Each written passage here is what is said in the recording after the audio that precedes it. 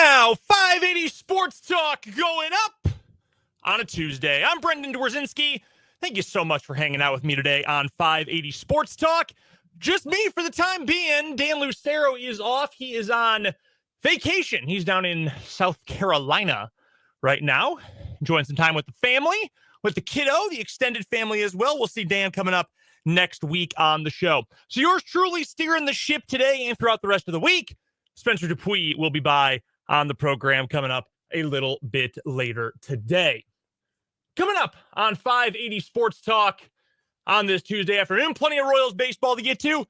Big series for the Royals. I had a text earlier today, in fact, you want to know how big this series is, from our good pal Trenton Craxner, former intern for 580 Sports Talk, who put it as simply as this: we must beat the Yankees, no other way around it. Yeah, pretty safe to say at this point. So we'll talk all about it.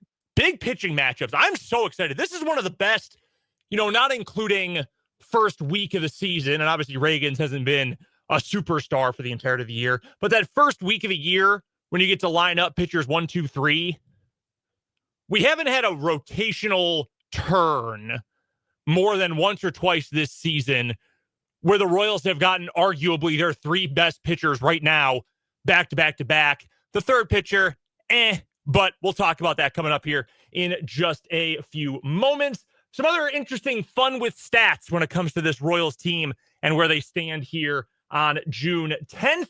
Well, let's talk about Matt Quatraro a little bit this hour. We had a whole discussion yesterday about the Royals kind of treading water at this point. How much is Matt Quatraro to blame for the Royals not taking another step forward or not winning a bunch right now at this juncture of the season? David Lesky, friend of the program, had some interesting thoughts on it in a blog post yesterday, in fact. So we're going to get to that, and I'll share my thoughts on Matt Quatraro's share of the blame, credit, etc. Got some Random Question Tuesday coming up this hour as well. It's not all Royals today. We'll talk some Chiefs football to lead off the 4 o'clock hour today. Some roundtable questions that Spencer and I will answer with minicamp starting around the NFL and for the Kansas City Chiefs. We will get to that today. We've got our 580 Sports Talk headlines to get to in the 5 o'clock hour. We'll do that one Travis Kelce play. We did this last week or a couple weeks ago with Patrick Mahomes. We've got that one Patrick Mahomes play. We're doing the same thing with Travis Kelce. What is the defining, most iconic, most this is the one play he should be known for kind of play in Travis Kelce's career? I've got my thoughts. Spencer's got his thoughts. I want to hear your thoughts as well. So text them in on the text line, 785-272-9429, or you can leave them in the YouTube comments as well. 580 Sports Talk on YouTube. We've got What Is Wrong With You? We've got Random Question Tuesday. We've got your texts, your YouTube comments, all coming up today here on 580 Sports Talk. And again, appreciate you wherever you're listening, whether it's on 580 AM, 104.9 FM in the capital city, online at 580WIBW.com, or on the 580 Sports Talk YouTube channel. If anyone wanted to turn the tables, we've joked for years about how the YouTube always pops off when I leave for one reason or another. If anyone wanted to turn the tables on Dan and go, subscribe to the YouTube while he's out the rest of the week, I personally would not complain about that. I'm just saying. Again, head to youtube.com, search 580 Sports Talk. That's all you got to do. It's going to be the first result for you. You'll be able to subscribe to the channel, watch the video stream of the show today, etc., on the 580 Sports Talk YouTube channel. All right, let's dive right on in on this Tuesday edition of the show to a little Royals baseball. Boys in Blue were off yesterday, but they're back at it with a series this week against the New York Yankees. Here's my scouting report for you on New York. They're really good, okay? This is one of the best teams. They're not better than the Tigers right now, but this is one of the best teams in all of Major League Baseball, specifically when it comes to offense. They absolutely mash. They have the second best record in the bigs, only behind Detroit right now. They're third in the majors in runs scored. Cubs are first for what it's worth. First in home runs hit, and first in OPS. And a large portion of that credit for being as good as they are, well, it belongs to Aaron Judge, who I'm just so bored of at this point. Not because I don't think he's good, because he's actually absolutely incredible. I mean, his numbers this year are preposterous. He's batting .396 with a .493 on base and a .771 slugging percentage. That is absurd. An OPS plus of 250. Get out of here, man. That is absolutely crazy. The reason I'm bored of Aaron Judge is I want someone different to go win an MVP award. I wanted it to be Witt last year. I would love for it to be Cal Raleigh this year. No, unfortunately, those guys have to settle for just having, oh man, what a great year. One of the best ever by a non-MVP. Anyway, Aaron Judge has over 5 wins above replacement in 64 games. What do you do with that? He's just been absolutely incredible. He's one of the best players that we've ever seen in Major League Baseball. And I know no one likes to say, like, oh, well, he's not that great. No. Aaron Judge really, really is that great. Like, if he retired today, I think he's a surefire, no doubt, no question about it, Hall of Famer. 2 MVPs, that helps certainly too. So all that to be said, the Yankees do absolutely crush the ball, and he's part of it. But here's the bright spot for the Kansas City Royals. A, you're at home. That's nice.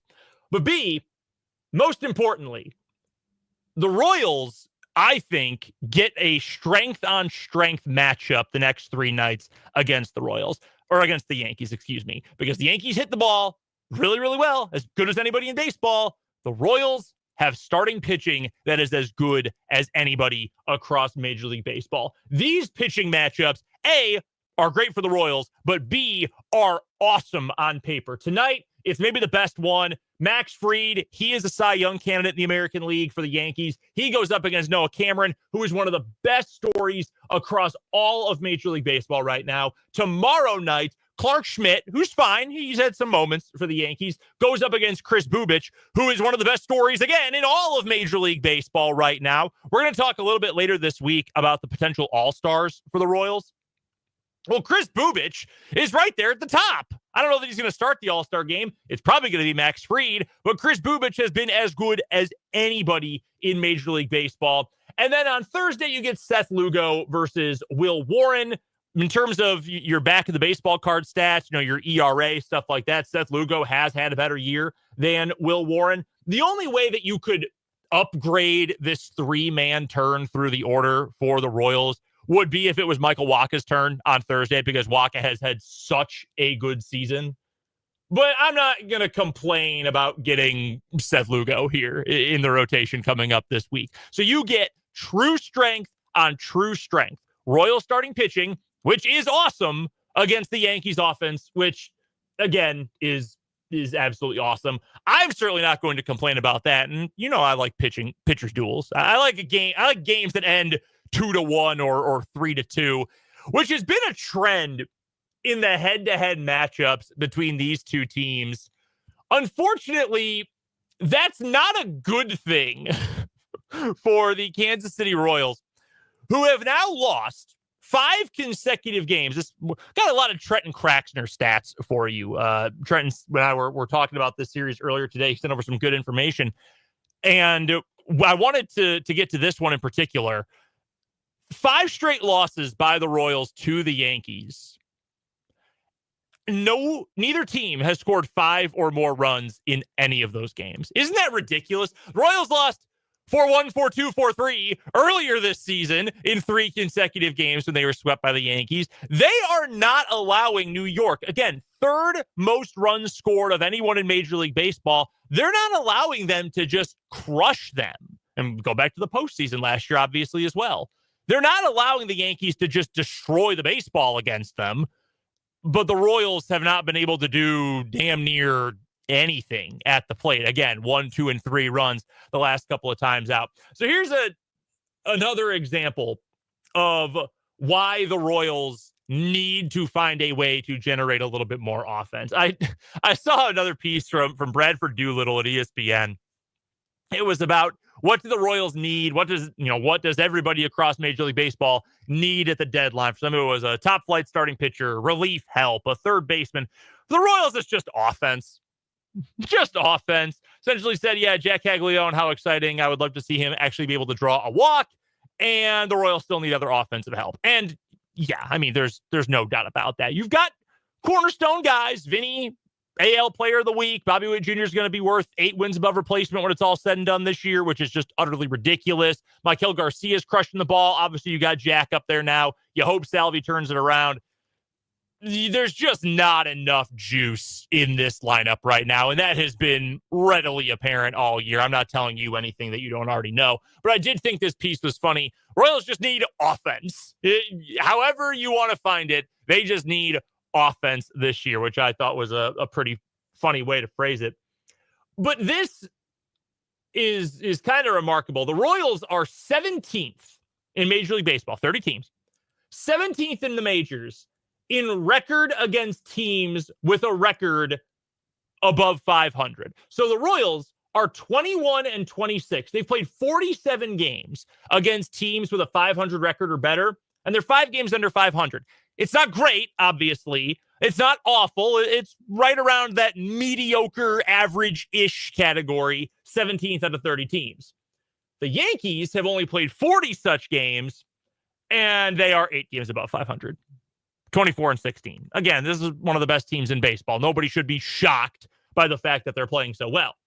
But here's the part that's killer for the Royals. Okay, we were talking about how they lost by 3, by 2, by 1 earlier this season to the Yankees. Of those 26 losses against teams above 500, 9 of them for the Royals this year have been a 1-run game. 9 of those 26 losses. And in those 9 games, they're averaging 2.22 runs per game. That's it. 2.2 and change runs per game in 9 of those games. 2 of them, they've been shut out 1-0 to the Cardinals and to the Tigers. 2 1-0 losses against 2 really good teams. Cardinals are in second in the National League Central, and the Tigers in the AL Central currently have the best record in Major League Baseball.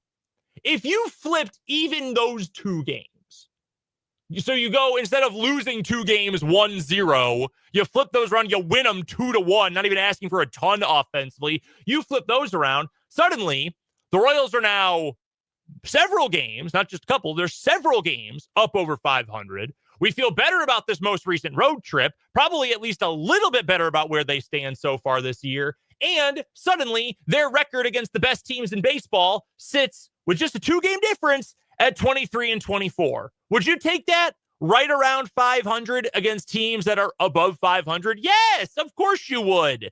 Because in theory, the Royals are going to take care of business at home and then beat up on the likes of, I know they lost the series to the White Sox, but you beat up on the White Sox and the A's and the Marlins and whoever else.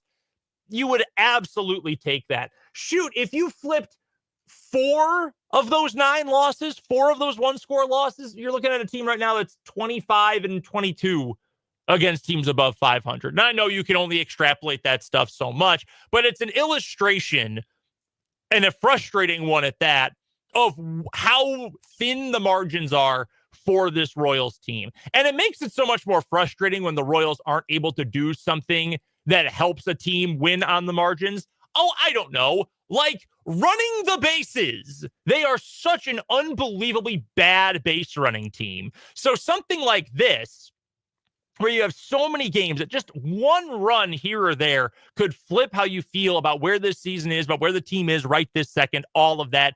You flip just a couple of moments, a couple of runs, and suddenly you feel great.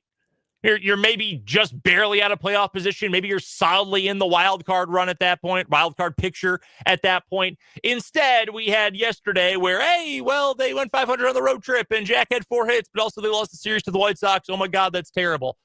The margins are slim. And with a bunch of teams in the American League who are fighting for wild card positioning, those 1 or 2 wins could make all the difference. I'm not nearly as down on where the Royals are right now as I know some folks are. And I get it. I'm not trying to take a shot at anyone who is down on where the team is right now. Again, last year was the fun year.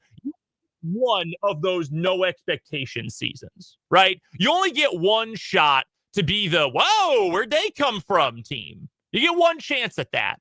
Because to follow that up, if you go back to having no expectations, well, shoot, you want to talk about all-time fluke years. What are you doing to run that team? I think JJ Picollo has done a really good job running this team. I, for the most part, have been a fan of what Matt Quatraro has done, and we'll get, again, more to Q here in just a few moments.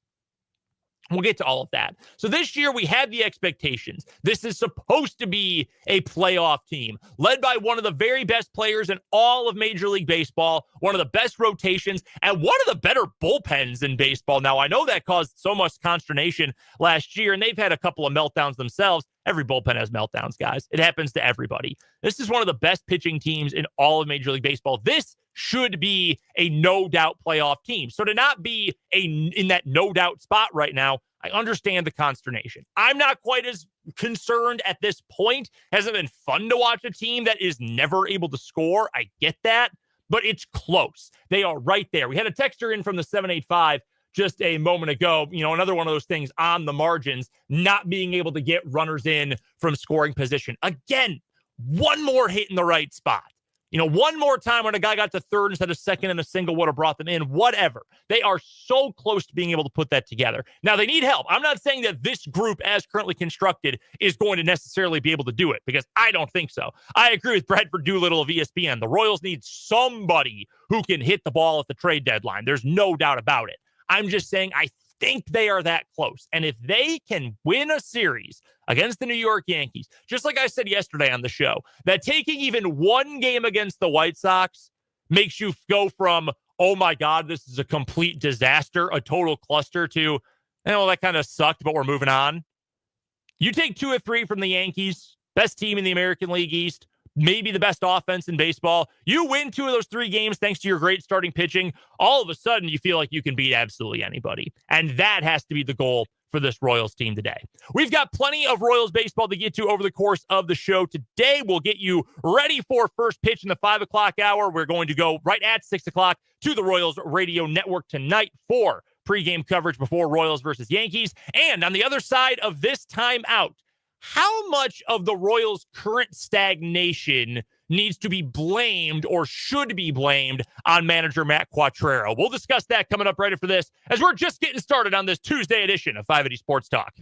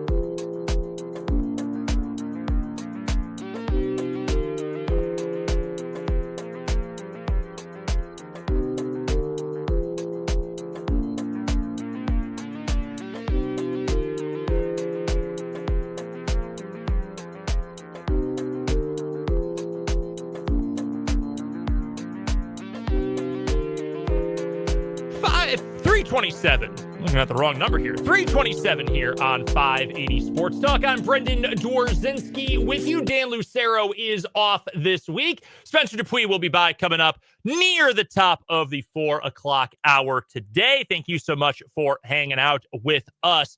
We've got a lot of crowd listener interaction we are looking for today. So 2 calls to action for you. Number 1, mentioned this at the top of the show, but in the 5 o'clock hour, we're going to discuss what is the most iconic, most quintessential Travis Kelce play from number 87's career. We might be entering the final year of it. Already have a couple entries on the text line and the YouTube comments. I want to hear from you. Spencer and I will share our thoughts as well. What is the most iconic Travis Kelce play? We'll get to that in the 5 o'clock hour. Want to hear from you.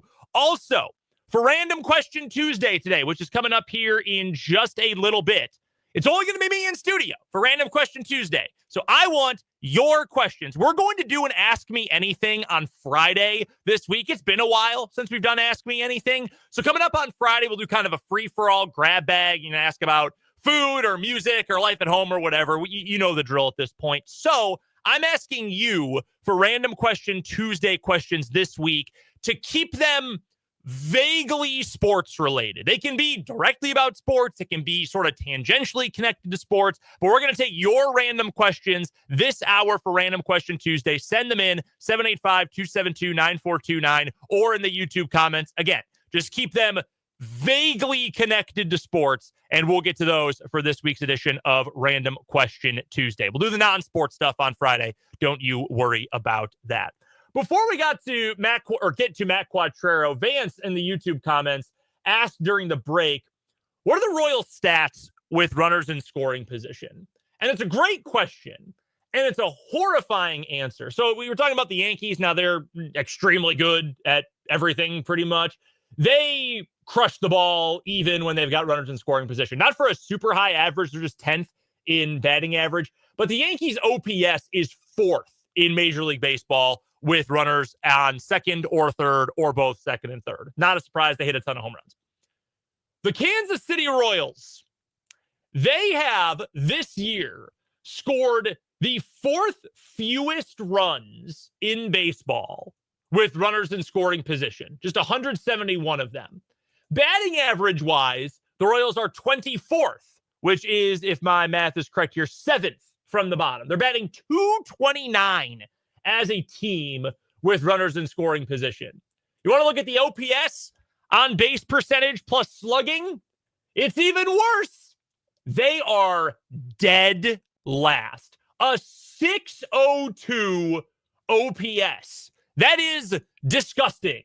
Number 1 in baseball is the Dodgers, 923. That's not a surprise. Cubs are over 800. Rays are just below 800. Those are your top 3. But even your middle class, like 14th through 16th in baseball, the Diamondbacks, the Brewers, and the Red Sox all sit at 724 to 725. So that's league average, the median number right now for OPS with runners in scoring position. And the Royals are barely over 600. We know they don't have power. Again, like I said last segment, these gripes about the offense, they're nothing new to me or you. We know they don't hit home runs. They don't slug very much. They are awful on the base paths. They struggle, especially hard, when they get runners in scoring position. But when you actually put these statistics in front of you, and even if you're not a super stat head, things like slugging percentage, batting average, all of that, I think all of us can see the usefulness of tools like that. And the Royals are trying to build a house using a palm frond at this point. They don't have the tools. They're building bricks without straw.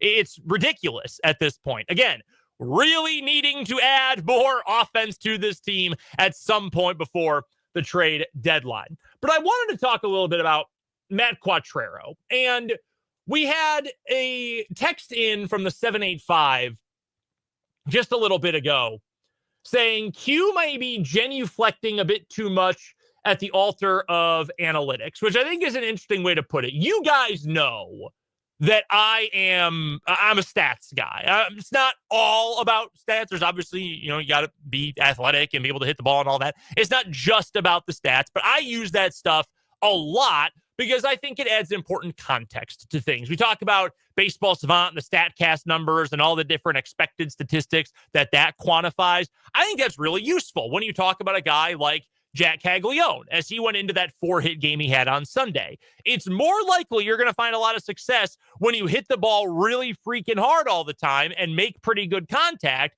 Even if you make a string of outs in a row, if the process is good, which those stats indicate, you are going to end up in a pretty good spot generally. One of the things that has become en vogue in the statistical world for managers, for teams as they build their pitching rotations or they manage their bullpens, you don't want your starter to face the order for a third time, because the numbers show that production for the offense often, or most of the time, ticks up when they face a pitcher for the third time in the same game. I understand that, but I do think our texter is onto something here, that there's a little bit of feel that I don't think Matt Quatraro has completely developed. And I'm not trying to completely absolve him of issues. Say, oh, well, he's still working on it. I understand we're in year 3.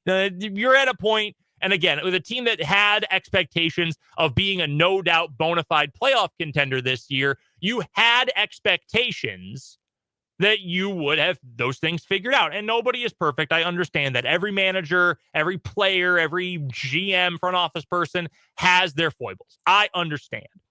But there are times when I feel like Q is missing something when it comes to feel of the game. I am more optimistic about Q than I know a lot of folks are.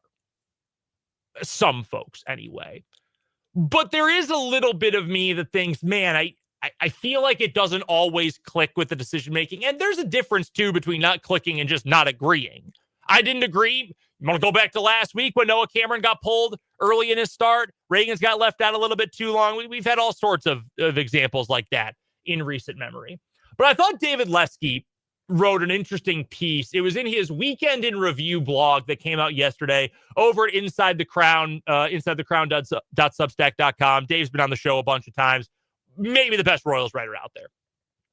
And he wrote a whole big section, I think bigger than any other part of the blog, about blame on Matt Quatraro. The section is even titled, Managerial Criticism is Going Way, all caps, Too Far.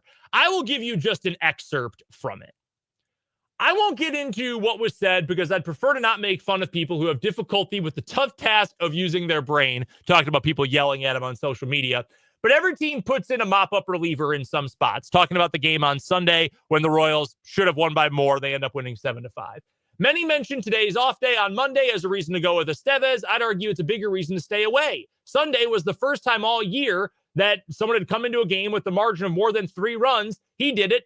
Up by 4, but with the tying run at the plate. Every pitch he's thrown has been stressful. That's Estevez. And I'll agree with a lot of responses I got, which was that if he had pitched and then it wasn't available on Tuesday, people would have complained that they used Estevez with a 5-run lead. Pause there. I completely agree with that. There is no winning. How many weekends ago was it where we had a whole discussion here on the show?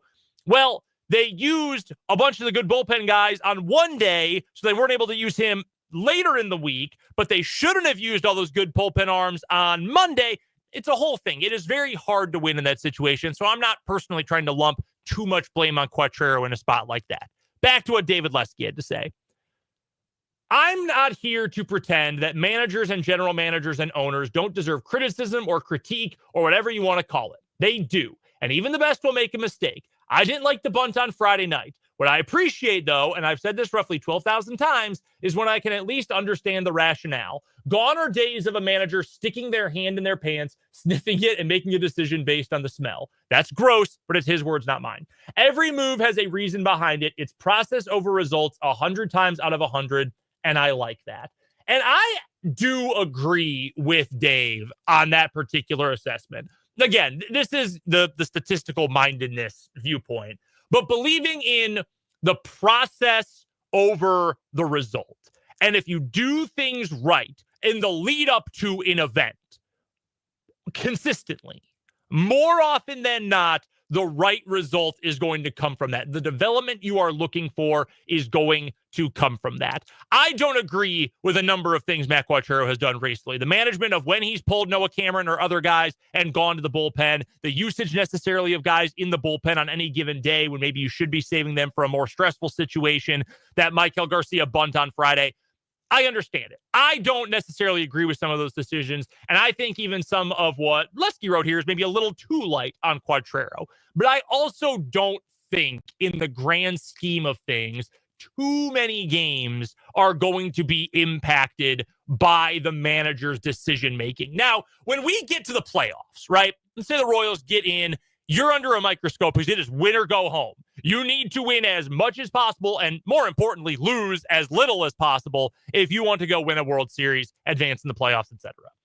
So those moves are all under the microscope. And one by one, picking those apart, it matters more in October, in my opinion, than it does in June or July or April and May or whatever you want to look at, because the season is a marathon. It's not a sprint. You've heard that a million times over the course of your life. You have a little bit more leeway here. And if you get the process right, the idea right, or at the very least, if you're following what you believe is the right process instead of making a rash decision, more often than not, things are going to work out for you. I think Quatraro has been a net positive for the Royals so far in his tenure in Kansas City. Not perfect by any means, but I think more good than bad. Recently, there have been some struggles, but I will also say this, at least when it comes to the offense. This team's not good. It's not a good offense. They don't score. We went over the stats earlier. They've had all those one-score losses, the one-run losses so far this year. One little thing here or there fixes it, turns it around. You don't lose 1-0 to the Cardinals or 1-0 to the Tigers or 2-1 in a couple of games. And yes, does Quatraro deserve the blame for some of that? Sure. Should the players also bear the brunt of the blame when they do something mind-numbing on the base paths or when they just can't hit to save their lives? That's not Matt Quatraro's fault, at least not directly. That's the guys not being able to execute. I think managers sometimes get too much credit and too much blame, and I think there's been a little bit of that right now, even if I don't necessarily agree with a lot of what Matt Quatraro has called for the Royals recently. We've got another commercial break to get here, but when we come back on the other side of this timeout, we're going to do a little Random Question Tuesday. I'm looking for questions from you. It's just yours truly in studio right now. Spencer's going to join us later on in the show, so I want to hear your Random Question Tuesday entries for today. Text them to us, 785-272-9429, or send them in on the 580 Sports Talk YouTube comment section on the live video stream of the show. Keep them like relatively, vaguely, tangentially sports connected. We'll get to as many as we can here in this next segment. We want the random questions from you. We'll get to them right after this on 580 Sports Talk.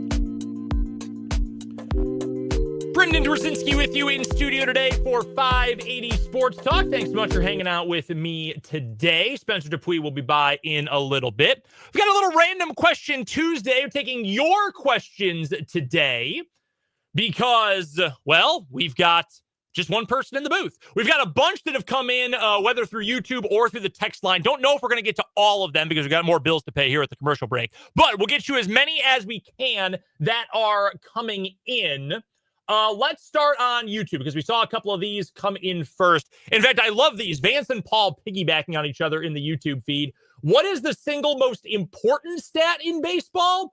And what is the dumbest stat in baseball? Those are really difficult. I am going to say in terms of most important, I don't know about most important. I can give you a favorite of mine that I think is really useful. You're not going to find this one without digging in a little bit on Fangraphs.com. It's a stat called weighted on base average. And you say, wow, that sounds like a lot of other stats I know that are kind of like all jumbled together. And it's kind of what it is. The way the stat works is it's calculated like on base percentage, except the way you get on base is weighted differently. So a single is worth 1 point, essentially, toward your weighted on base. But a double is worth 2. Triple is worth 3. Home run is worth 4. Walk's worth 1 because you're getting the one base, etc. Like everything, it's not a perfect stat by any means, but I find it incredibly useful because there's a difference. An on-base percentage, I think, is more important than batting average, for example. But I think this is even more useful because it's a little bit like combining slugging percentage with on-base percentage. There's a whole thing about adding denominators together to get to OPS. That's a whole math discussion that sounds terrible on the radio. But you can add a little bit of the slugging. And, you know, if you're a guy who has a 400 on-base percentage, but you're always hitting singles, that's useful. You're on base a lot. But that's a lot different than a guy who's got a 400 on-base percentage who hits a bunch of doubles and triples. Because that often means, well, obviously, you are getting yourself in scoring position more often. You are getting yourself in a position where you can drive in runs with extra bases when other guys are on. So I find that to be a useful stat, at least for batters. It's not perfect. It's not quite as accessible as some numbers, but I think it's a useful thing without being too, like, really deep in the weeds. The equation for it's pretty easy. So I like that one. Sounds nerdy, but I think that's a very useful one. Dumbest one, though? That's a tough one. I'm trying to think of what is the least useful. I don't think it's batting average. I know we've had this discussion before, but a lot of real stat heads will tell you that batting average is pretty much useless. I don't think that's true. For those guys who I'm talking about who hit mostly singles, I think it's pretty useful. One of my favorite players for my favorite team, Nico Horner, the Cubs second baseman, he's a singles hitter. He is a contact guy. Batting average is important for a guy like that because you know he's not going to hit home runs. He hits some doubles and triples. He's got great speed, but batting average is important for a guy whose best skill is contact hitting. It's less important for a guy like Aaron Judge, for example, who is hitting a massive number of home runs. It just so happens that Aaron Judge is also batting almost 400, which is utterly ridiculous. Luis Arraez is another guy for whom batting average is meaningful. And Arraez probably got a little overhyped with some of his average numbers within the last couple of years. But a guy who's going to hit mostly singles, okay, batting average is going to be a fairly useful statistic for that guy. So I appreciate that one that came in. We had another one from Mark in the YouTube feed. Do you think the Packers will win the division in the NFC North, or the Vikings, Lions, or even the Bears? I did not ask this one. This was Mark. I appreciate him asking about the NFC North. I'm going to give you a dark horse here. I think Green Bay's got a real chance. I really do. I know I'm a homer. As an NFL owner, of course, I believe in my guys. I kind of think the Vikings might win the division. I think the Vikings are going to be really good. I saw their Vegas total for wins, I think is 8.5 at last I heard, which is absolutely ridiculous in my mind. I was shocked. They are currently sitting, 8.5 with plenty of juice at a few different sports books. That's crazy to me. I am going to put a shekel or two on the Vikings to go over that number because they've got a pretty decent, they got questions on defense, but they've got a pretty decent defense with a really good defensive coordinator in Brian Flores. They've got arguably the best receiver in football in Justin Jefferson, one of the best number twos in Jordan Addison. Their running game with Aaron Jones still has some explosion to it. They've got the best offensive line they've had in a generation with the free agent moves they made this offseason. And I'm a J.J. McCarthy guy. I think McCarthy is a good quarterback. I do. I think he is a useful player. And even as effectively a rookie this year, because he didn't play all this past season due to the knee injury, I think he is going to be successful. Kevin O'Connell is batting 1,000 in getting quarterbacks to look good. I think J.J. McCarthy can be a better quarterback than Sam Darnold, and Sam Darnold looked like an all-pro for 14 weeks last year. So I actually think the dark horse team that not enough people are talking about is Minnesota. I hate saying that. It's disgusting. I don't like it. But I kind of think they might end up winning that division. I might even put a buck or two down on Minnesota on a future to win that division. I think they got a real chance. I already put a bet down on the Rams to win the Super Bowl this year. I know no one loves to hear about your bets. Like, talk about your fantasy team. Oh, yeah, let me tell you about my bets. Nobody enjoys hearing about that. Just kind of a sneak peek of how our NFL preview season is going to go once we get to the end of July into August. I kind of like the Vikings of the North in the NFC, and I really like the Rams to make it all the way back to the Super Bowl this year. Another one, this one actually came in on Blue Sky last night. I thought it was an interesting question. We're still taking yours for another couple minutes here. If you've got a random question, something sports related, we'll do non-sports stuff coming up later on this week. But if you got a sports question for us, hit us up either on the text line or the YouTube comments. We've got a bunch pour in on the text line. Try to sift through a couple of them here. But this one came in last night. I did think it was an interesting question. For me specifically, it's not sports related, so I'm breaking my own rule. What was your first memory with radio? Like listening to the radio or whatever it was? And if you want to really get kind of a glimpse into how much of a nerd for this stuff I've been my entire life, when I was growing up, I eventually got my own like nice stereo radio that's still in my bedroom at my parents' house back in LaGrange Park. But I had this hand-me-down old, you know exactly what I'm talking about, GE Brown, panel-like clock radio. And I loved that thing. It was my first ever radio. And I remember it was plugged in on my dresser right across from my bed. I could roll over to my left and I could see it. And I remember one night when I was a kid, I could not sleep. It was like a Thursday night, probably 8 years old. I could not sleep a wink. And I just stared at the clock all night listening to the Jim Rome show, which at the time was tape delayed in Chicago. It was on from 10 to 1. So I listened to that. I listened to the overnight Sports Center highlight show that they ran at the time. And that's like my earliest sports radio. Man, I love this, and I can't sleep, and I'm going to spend all evening listening to it. That's really my first memory of it. Now the only job I've ever had as a professional is working in sports radio. So there you go. But I thought that was kind of a fun one. Thank you for sending in some questions. We got a few more. We're going to see if we have time later in the show to get to some of these. Appreciate you guys who texted them in. We do have some bills to pay here before we get done with the 3 o'clock hour. We'll preview the 4 o'clock hour of 580 Sports Talk coming up on the other side of this break here on 580 WIBW.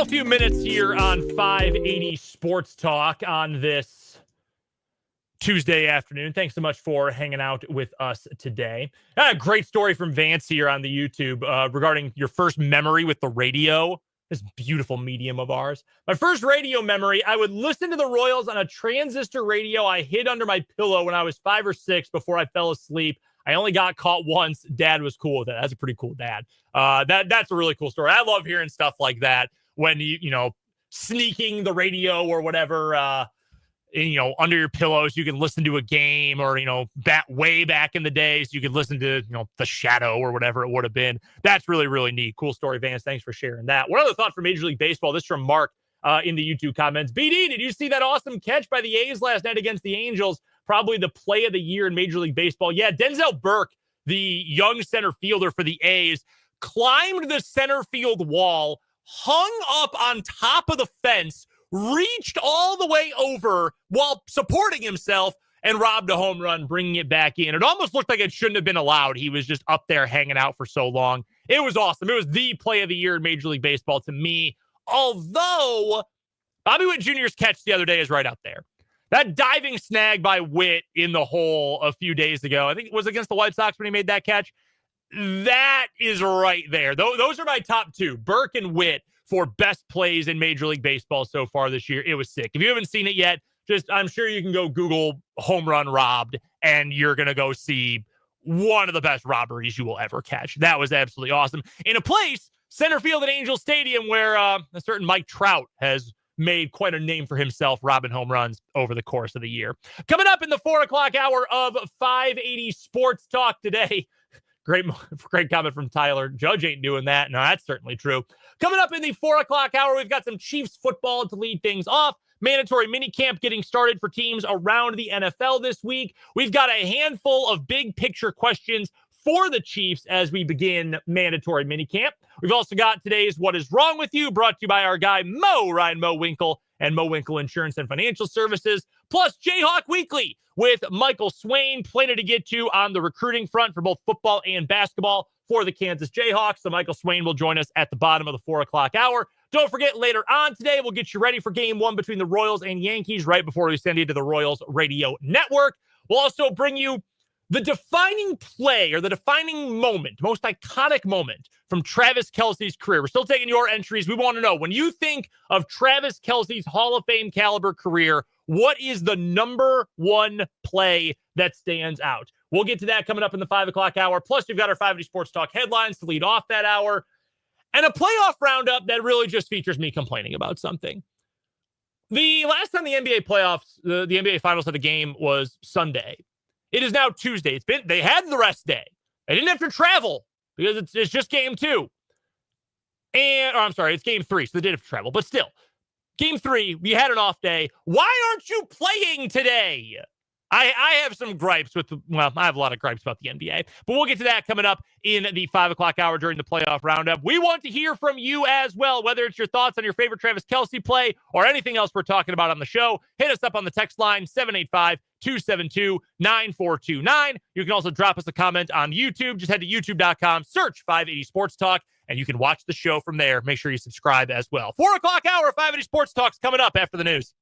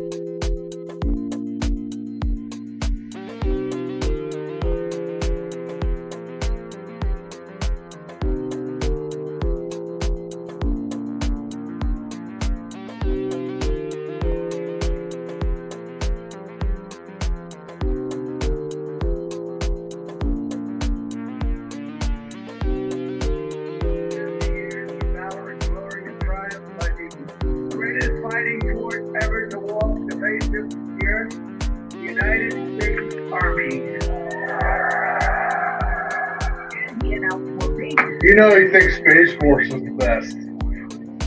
Because he created it, so it has to be the best. Right.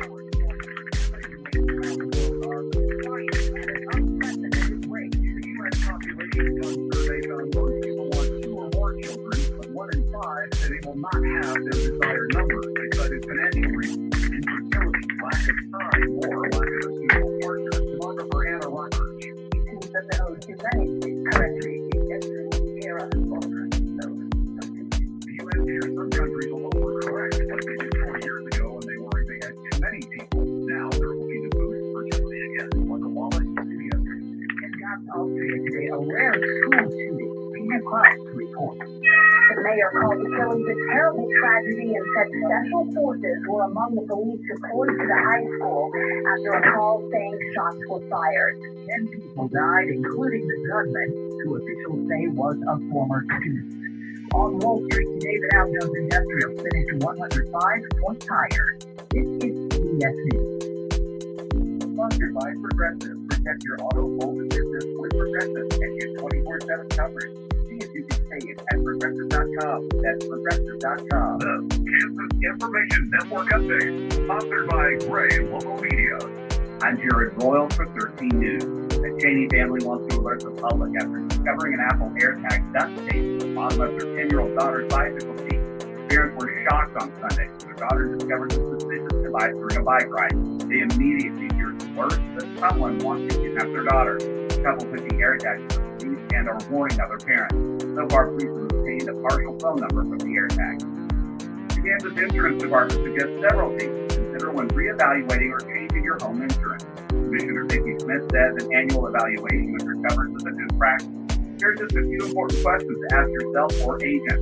How old is your home? What is your claim history? Can you bundle with another form of insurance like boat, life, auto, etc.? What is your max deductible? What are all the discounts offered? What type of coverage do you need? You're listening to the Kansas Information Network.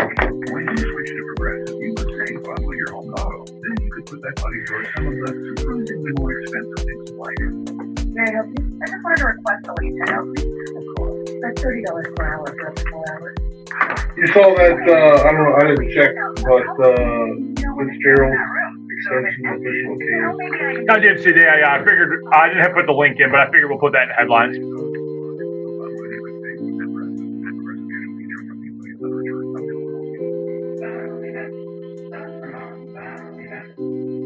I was going to ask Swain about it. Yeah, no, good idea.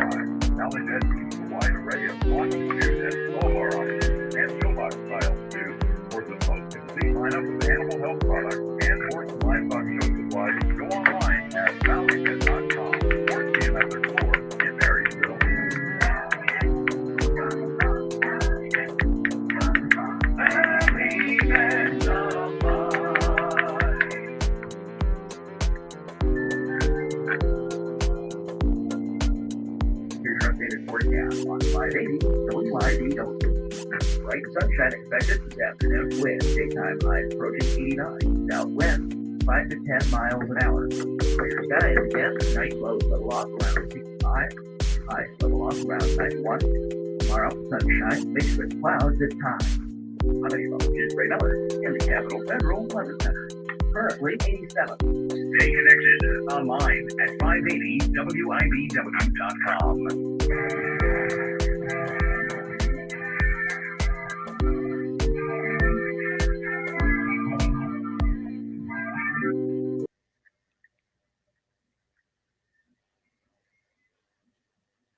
Hey now, 4 o'clock hour of 580 Sports Talk going up on a Tuesday. I'm Brendan Dworzinski. Spencer Dupuy now joining us on the other side of the glass here in our Huntoon Hill studios. Thank you for joining us on this Tuesday edition of the program.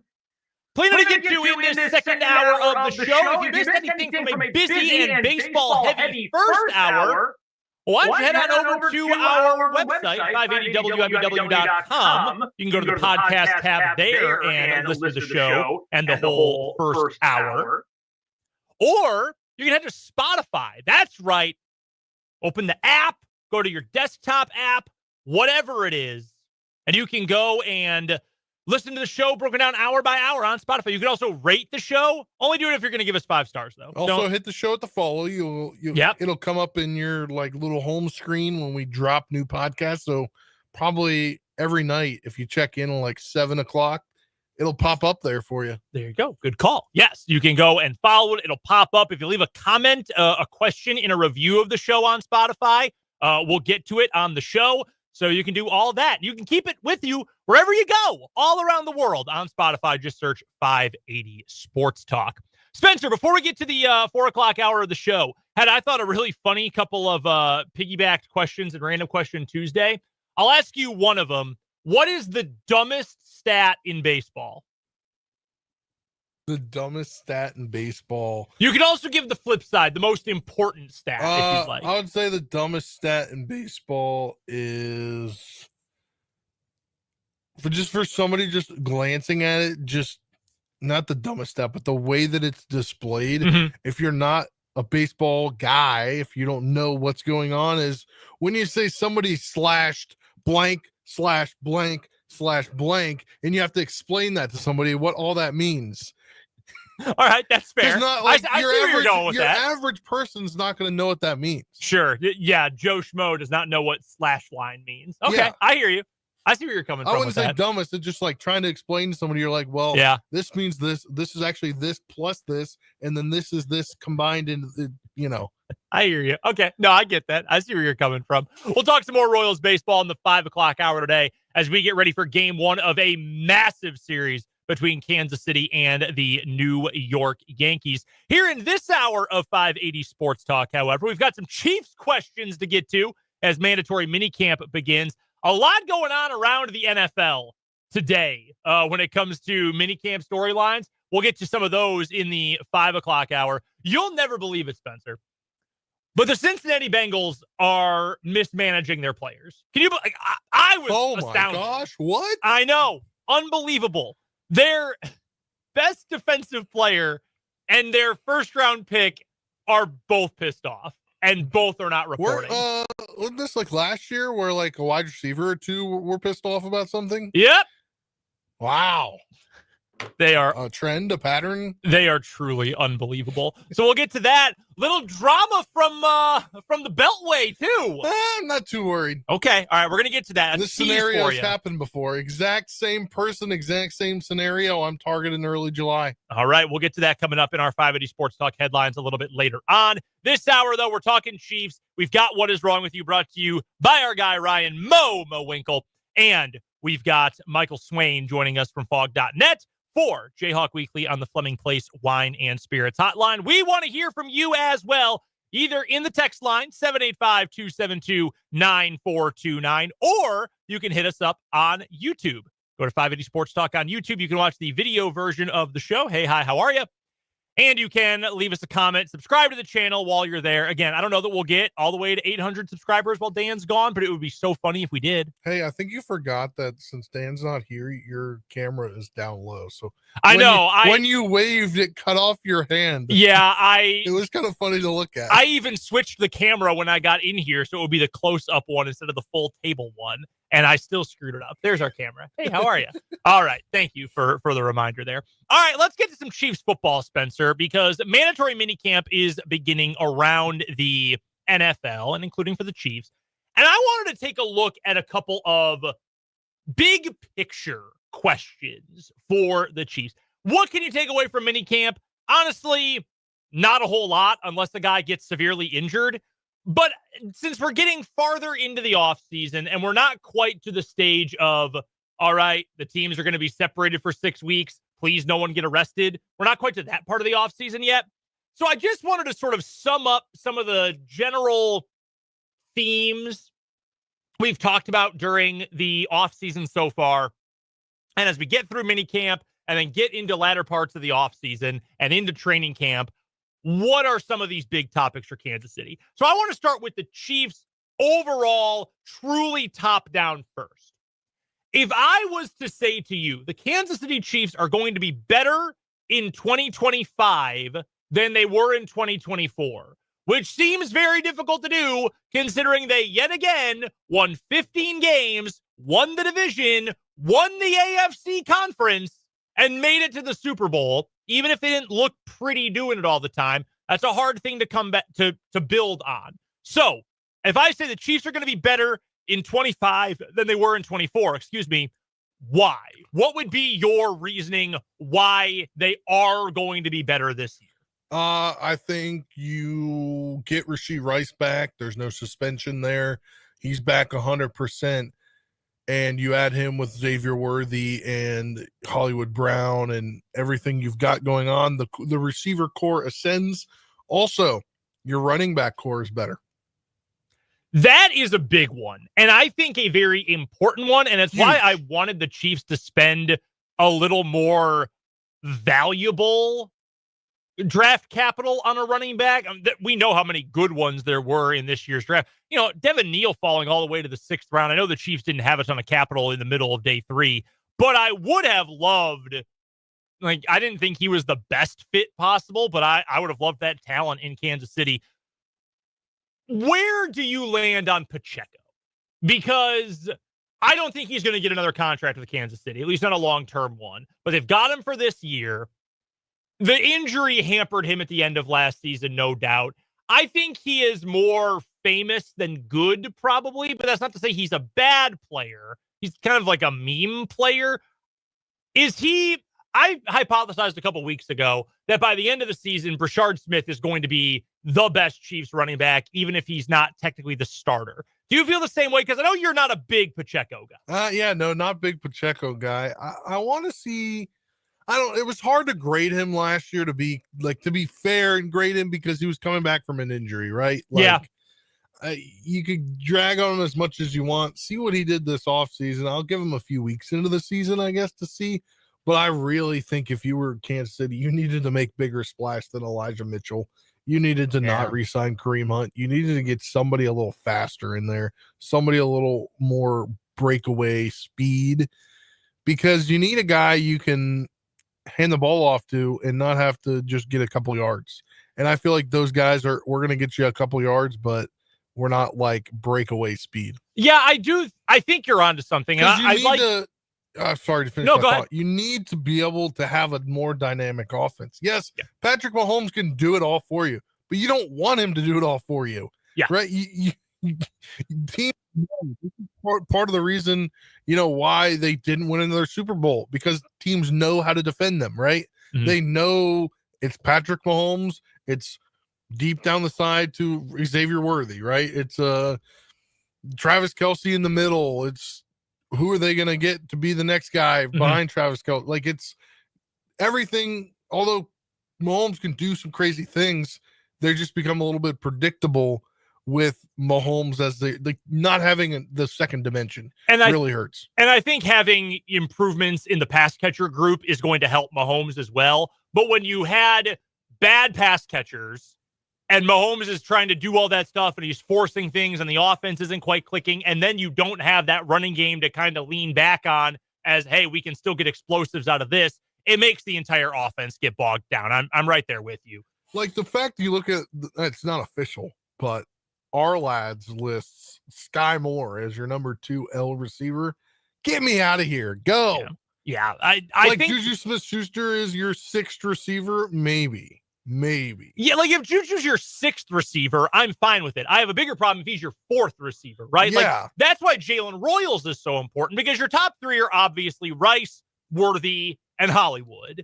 And maybe not right at the start of the year, but I think Royals has the ability to be that 4th guy. And I'm fine with that because you need a little bit more juice. You need more explosion. You need more speed. They just played so slowly last year. Yeah. And I think in the running back room in particular, it's a good point. I like Brashard Smith. He's obviously got a lot of speed. He's got that explosive capability.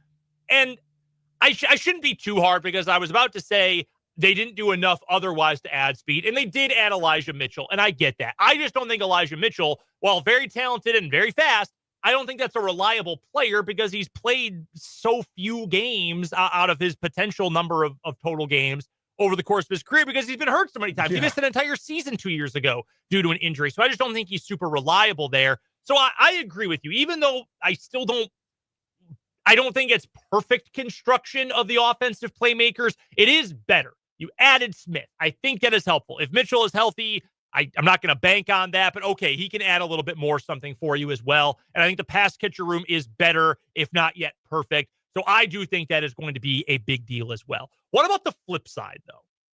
If this team is noticeably worse, and I heard on a podcast just the other day, someone who was pretty convinced, I'm trying to remember what show I was listening to. I have a few different NFL podcasts I listen to, but they were convinced this Chiefs team is going to be worse this year than they were last year. And it didn't, I don't know that you can predict the Chiefs are going to win 15 games again. If you could, you'd probably win a lot of money betting on something like that. But they might still win 13, 14 games, be really good. If I was to tell you the Chiefs are worse in 25 than they are in 24, what would be the reason why? You didn't get better at corner. Corner, okay. They didn't. You got it on paper, maybe, right?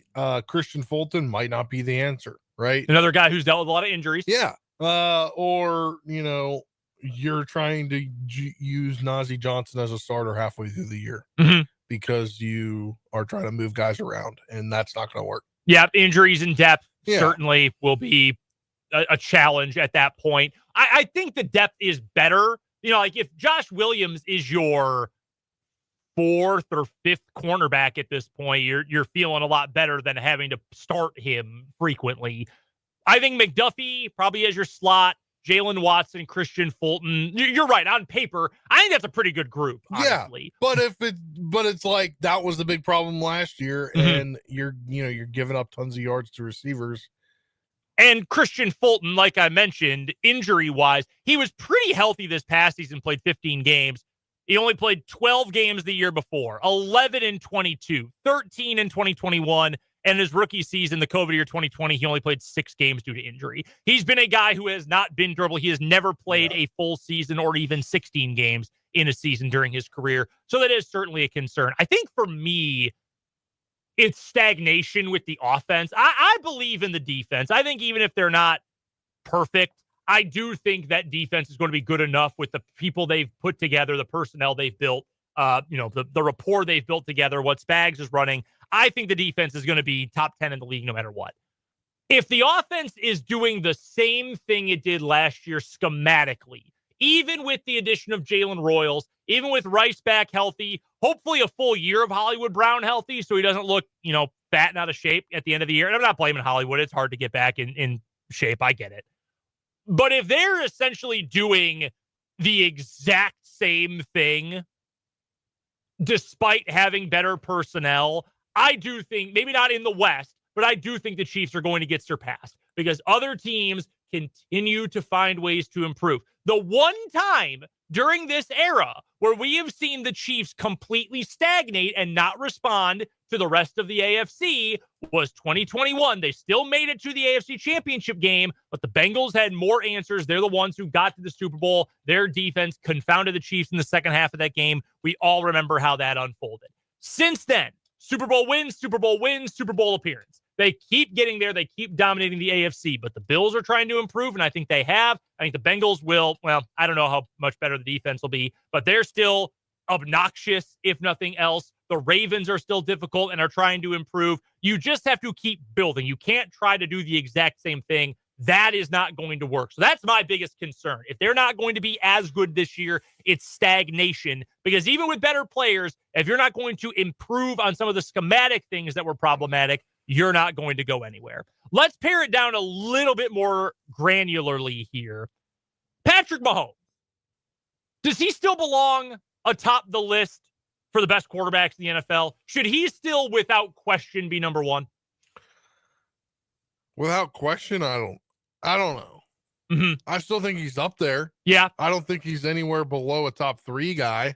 I just think he didn't win another Super Bowl. Like, Which is I'm not like No, blaming you, yes, but that's like such a crazy standard, right? Like, well, he didn't win the Super Bowl. He only got there. It speaks to like how incredible he's been. Yeah, he's also not like eye-popping out with stats because of the receiver core the last few years and things like that. Like, I think if you have dynamic receiver core and he's slinging the ball every which way, maybe you do so. But I think top three at the most. Yeah, I mean, there's no question he's in that position. I think it's just been so much of a foregone conclusion in recent years that he is the guy and he is untouchable. And I think it's probably good to a degree that it's not. I still would probably put him number one. I think and I'm not trying to like knock the football IQ of Josh Allen or Lamar Jackson or Joe Burrow, certainly. I mean, all those dudes are football savants. But I do think there is an element of problem solving in the mental side of the game that Mahomes still does better than anybody else. That element, like Josh Allen, in terms of the physical ability, is the ultimate problem solver because he just can do everything and do it well. But Mahomes always is able to think through a situation and find the answer to a degree that I don't think anybody else can match. Yeah, and I think that's why I still would give him the nod, even though Allen's won an MVP, Lamar's won an MVP, each of them in the last 2 years. The funny thing about that is I thought Jackson was going to win it last year. I thought Allen probably should have won it the year before. You just flip-flop them, and it makes perfect sense. Anyway, that's beside the point. That's where my two other guys are, right? Like, you have him winning an MVP both of them winning MVPs in the last 2 years.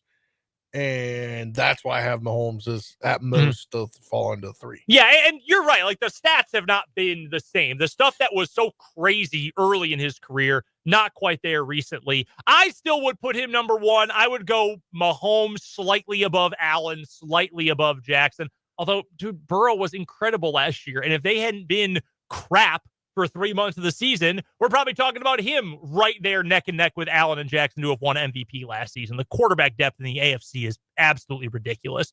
One other individual I wanted to get to here. We've spent a lot of time talking about Josh Simmons. We talked about him going into the draft. We talked about him when we were doing the mock drafts every week leading up to it, when he got drafted, in the week since then.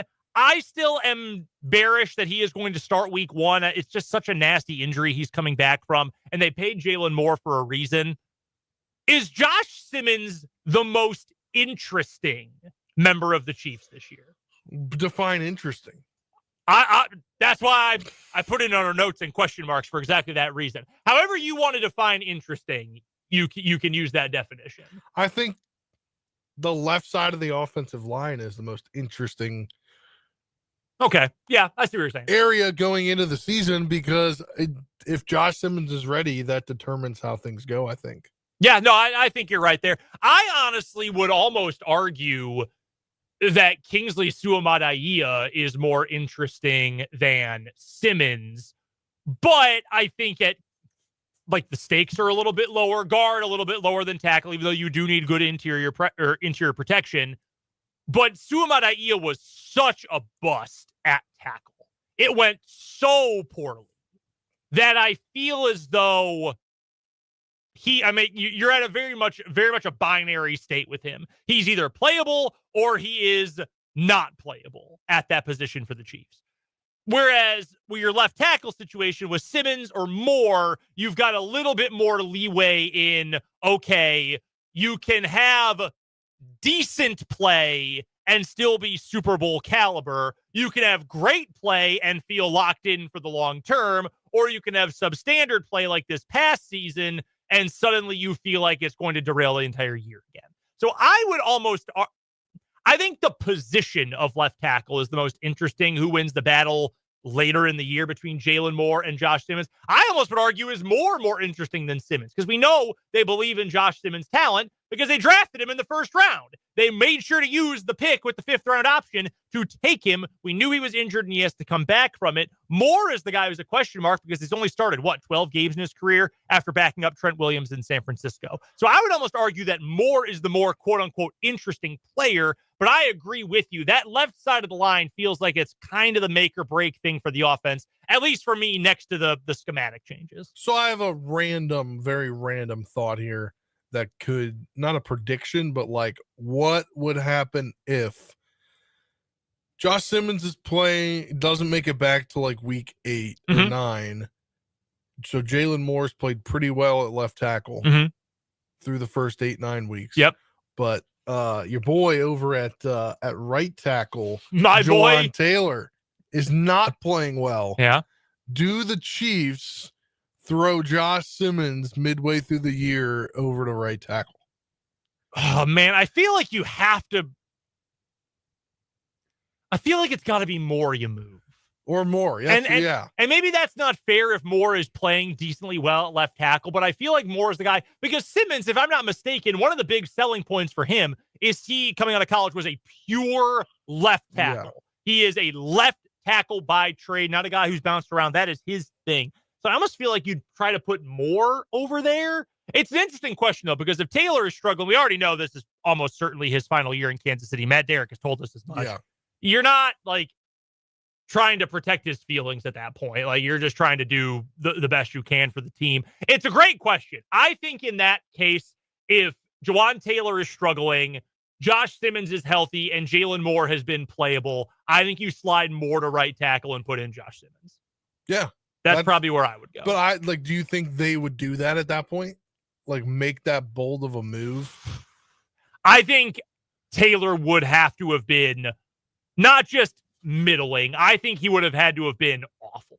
Like it gives up. Like how bad Morrison, Suamata were this past season. Yeah. Yeah. I think that's got to be the line for it. That's a good question, though. Yeah. I think you got to keep Simmons, but I could see it happening. No, I hear you. I think that's certainly especially possible. After what happened last year with the left side of the offense, the left tackle. Got to be willing to be flexible. There's absolutely no doubt about that. We owe you a commercial break. When we come back on the other side of this timeout, we've got today's What Is Wrong With You. Michael Swain will join us coming up here in about 10 minutes for Jayhawk Weekly as well, here in this 4 o'clock hour of 580 Sports Talk.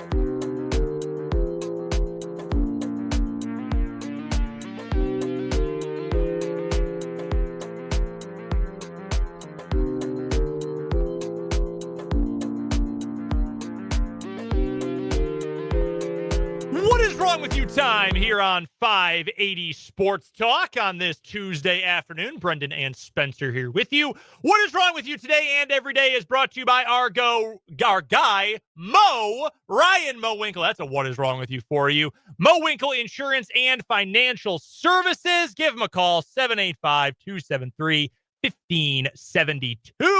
I know what Mo can do for you. We were both just driving over there the other day. I know I've said this before. Every time I drive by the office, I think, God dang, I need to go get a Blizzard because it's right by the DQ. Always think about Unfortunately, I didn't think about that because it was like 9 a.m. That sounds like a great time to I have was thinking about free. Donuts. Ooh, shoot. That sounds good too. Yeah. I love donuts. They're so bad for you, but oh my God, they're delicious. All right, we're going to make ourselves hungry, and it's only 4:30. We got an hour and a half left of the show. Yeah. So let's get to what is wrong with you. Our current winner for the week. Give me a tip or I empty the clip. Down in Florida, a 19-year-old girl didn't leave a tip for a DoorDash driver. The next day, that driver got liquored up and showed up at the girl's house with a gun. And the adult in the house wrestled it away from him. And the guy, when the cops showed up, said, yeah, I got kind of drunk. I shouldn't have done that. Yeah, no duh.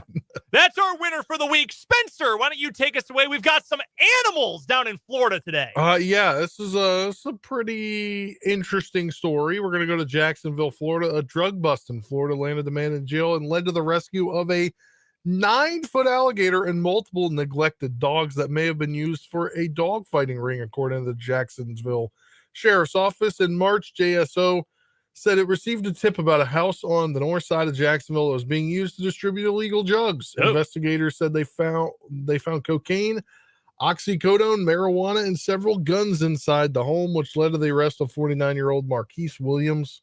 While serving the search warrant, officers noted that there were multiple dogs on the property, as well as dog fighting equipment, trophies, and books. Oh.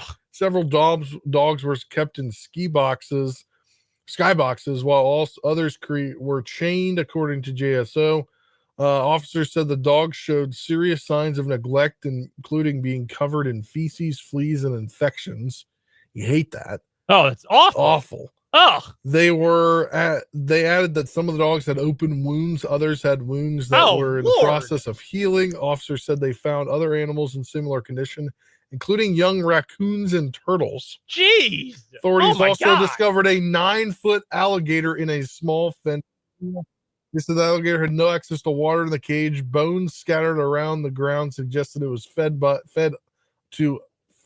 other animals on the property. A FWC nuisance alligator wrangler came to the property to safely remove the gator. In addition to felony drug and gun charges, Williams is facing more than a dozen charges for animal abuse, including illegally possessing an alligator and promoting dog fighting, which are both felonies. What an absolutely horrendous person. This is sickening. Also, he's doing more illegal things while doing like really illegal things. Do not commit crime while committing other more crimes. How many times do we have to say that? This guy is awful. Yeah. I do not feel bad saying this. This man is going to hell. Yeah. No doubt about that. Oh, my Lord. All right. Another story here in What is Wrong with You, brought to you by Ryan Mo Winkle and Mo Winkle Insurance and Financial Services. We are going down to Florida, where a 21-year-old Saudi Arabian native called 911 early morning hours of Sunday, June 8th, to complain that he paid $300 for a private room at a strip club and requested sex from the dancer, and he did not receive sex. Investigators say that Sultan Al-Nafayi called police at 1 a.m. Sunday with his tale of woe at the Oz Gentlemen's Club in Clearwater. Al-Fani told a police operator that club security took $300 from him, and he was still on the line when the cops made contact with the perturbed patron. Al-Fani told Deputy Chase Fales, great name, that he paid an employee $300 for sex but did not receive services, which prompted him to call 911 to rectify his problem. Personnel at the club said that Al-Fani obtained a private room and requested sex from a staff member. That request was rebuffed, and he got mad about it, so he called 911. He was drunk, smelled of booze, and was slurring his words when questioned by police. He was arrested for misuse of the 911 system. Buddy, you don't get to do that at a strip club. No. I've never been, but I know you can't do that. All right, those are our two stories today. I've got to go with our sex pest at the strip club because the other guy is just so evil. I grosses me out. I don't think either of these, though, takes down our current weekly winner. Nope. I don't think so. Give me a tip or I empty the clip. An easy win for the second day in a row in What Is Wrong With You. Brought to you by our guy, Ryan Mo Winkle, and Mo Winkle Insurance and Financial Services, RyanMoWinkle.com. Michael Swain joins us next for Jayhawk Weekly coming up on 580 Sports Talk.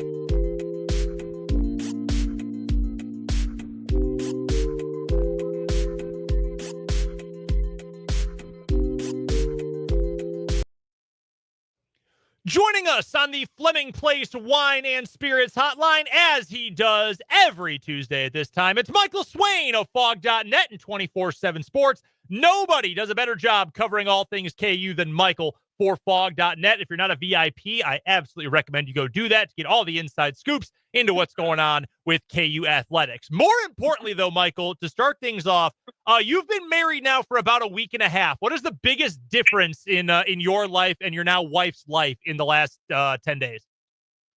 Having a ring on my finger. That's the biggest difference. It's weird it's the first few days, isn't it?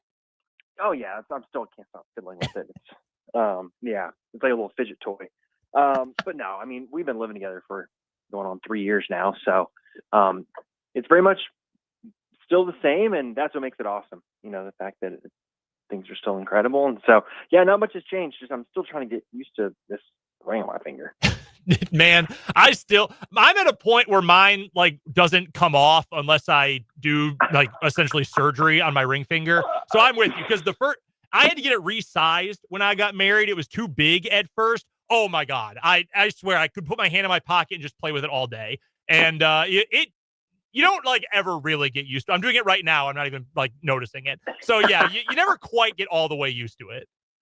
No, well, it's funny too. I got ring fitted maybe this time last year or whatever. After we got engaged, and we just gone like a hike, and I had like sausage fingers, and we go get ring fitted, and then I put it on the next day. I'm like, this doesn't even come close to fitting. Like, what the heck? So yeah, fits now, but I definitely can relate to your story. Well, that is awesome. And again, we know we said it last week, but congratulations on the big day. Let's get to some Kansas Jayhawks news because there is plenty that is going on. Let's start on the gridiron. Big visit weekend this past weekend. A lot of guys who have committed to next year's class for KU were in attendance in Lawrence, and a couple of high-profile non-committed guys were also there. Let's talk about those big targets. No, you've been all over this over at fog.net. Who are some of the big names who have not picked a college yet who are in town in Lawrence this weekend? Yeah, it's crazy. On a weekend, you can have 15 players visit. I think it's maybe one of the biggest visit weekends KU's had under Lance Leipold. And only 2 players that were on campus were uncommitted. That's Ian Premer, the number 1 player in the 2026 class in the state of Kansas, from Great Bend, like elite prospect, top 50 in the country. He's on campus. He's got a little bit of a busy stretch now. He goes to see Iowa State this weekend, and then he goes to Notre Dame for a midweek before he wraps up with K-State. He's someone KU's been on for a long time, and I know that in talking to some of those guys that have been committed for a long time who are from the state of Kansas, they've been all over him. It's kind of funny to hear stories about it, how even like parents of some of the committed guys were talking to Ian and his family about going to KU and why they should go and why it's the place to be. So, look, KU's right in the thick of things for him, and I think they're going to be a contender all the way through. The other one is Alistair Vallejo. That's a crazy story. So KU offered him at the start of the year, and Jim Panagos basically is the type of coach when he gets his teeth into someone, like he doesn't let up. And so KU's been all over Vallejo for most of the year. Well, after schools were able to go to Texas and evaluate him during spring practice, well, all of a sudden Notre Dame and Michigan come calling after KU was pretty much the only, major offer and major school recruiting him for several months. And they both come in and in football recruiting, it's like in basketball, right? If you're looking at a high school kid and he's got, Iowa State and, name your other school, all of a sudden if Kansas comes in, they're going to be a contender. Well, Notre Dame and Michigan come in and they're contenders. And it looks like he'll probably end up at one of those 2 places. He'll announce his decision here in a couple hours.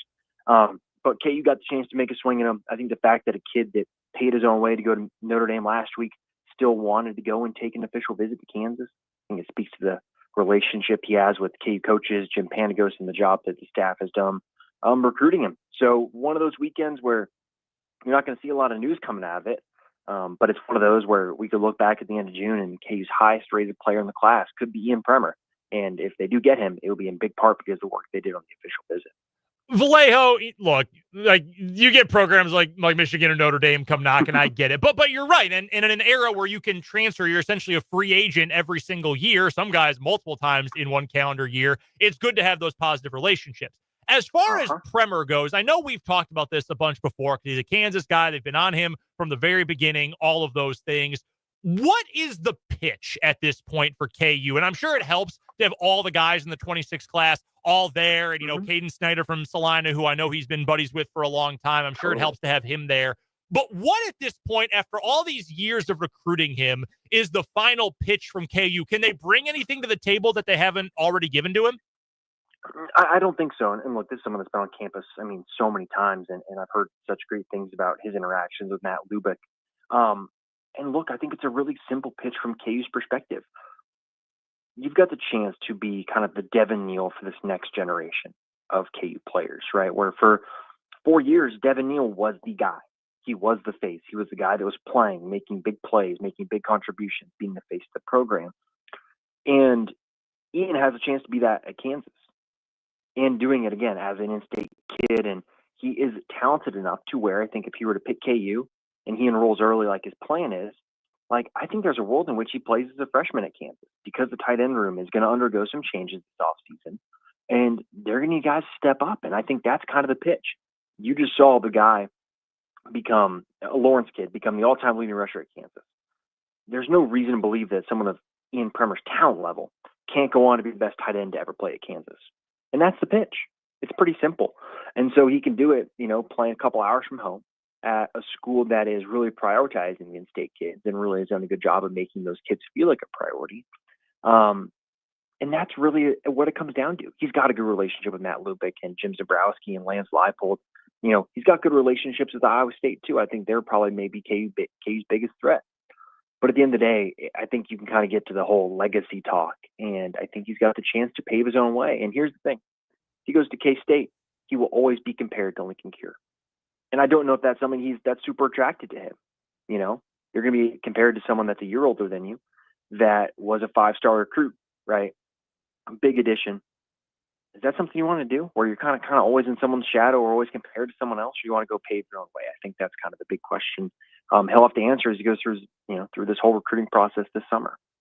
We're joined by Michael Swain, covers the Kansas Jayhawks for Fog.net, part of the 24/7 Sports Network. He joins us every Tuesday at this time for Jayhawk Weekly on the Fleming Place Wine and Spirits Hotline. Again, VIP status over at 24/7. Make sure you've got it, because you get all the scoops on what's going on with KU recruiting, basketball portal, all of that stuff before anyone when you follow Michael over at 24/7 Sports and Fog.net. Joining us here for Jayhawk Weekly. As for the other guys who are already committed, who are on campus this weekend, is there any risk of a flip, at least like a realistic one right now? I know J.J. Dunnigan, the thought was originally he's going to commit, but then, still go through with some of the recruiting process. He shut things down a month or a handful of weeks ago, so not worried about that one anymore. Is there anyone else who's possibly at risk of being flipped right now? Not really. I think, maybe pick one. It's Landon Anderson, defensive line D-tackle commit from Oklahoma, committed to KU back in January. Remember, we were talking about it back then, about the whole wave of commitments KU got after junior days. So he committed, and he ended up going on a visit to Arizona State. And I think he had some other visits set up after the KU visit, which he was on campus for this past weekend. And I think it was kind of, as you know with KU, right, they're not super big on committed players taking visits elsewhere. They're never going to, I don't know, they're not going to necessarily, for a kid that's as talented as Landon, say you're dropped. But I think there's some very honest conversations about, well, if you're going to start looking around, we're going to start looking around too. And maybe your spot isn't guaranteed if you're still going to look around. So that was one that I think for a little bit maybe you could have your eye on, but I think it sounds like he's pretty locked in right now. And outside of that, I think it's just a question of now getting things to signing day. You never know this day and age, and KU's got to go win football games in the fall and continue to show that, the direction the program's going in is still up. So still obviously time to go, but right now there's not anyone I'm really concerned about in terms of watching them flip somewhere else. We're joined by Michael Swain here on the Fleming Place Wine and Spirits Hotline. And Michael, big news earlier today within the last few hours.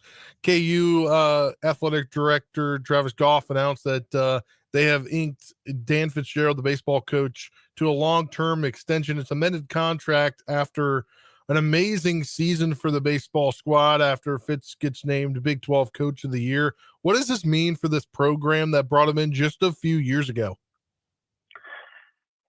Well, it's huge. I think if you looked around, I think Mississippi State was a program that was floating Fitz's name.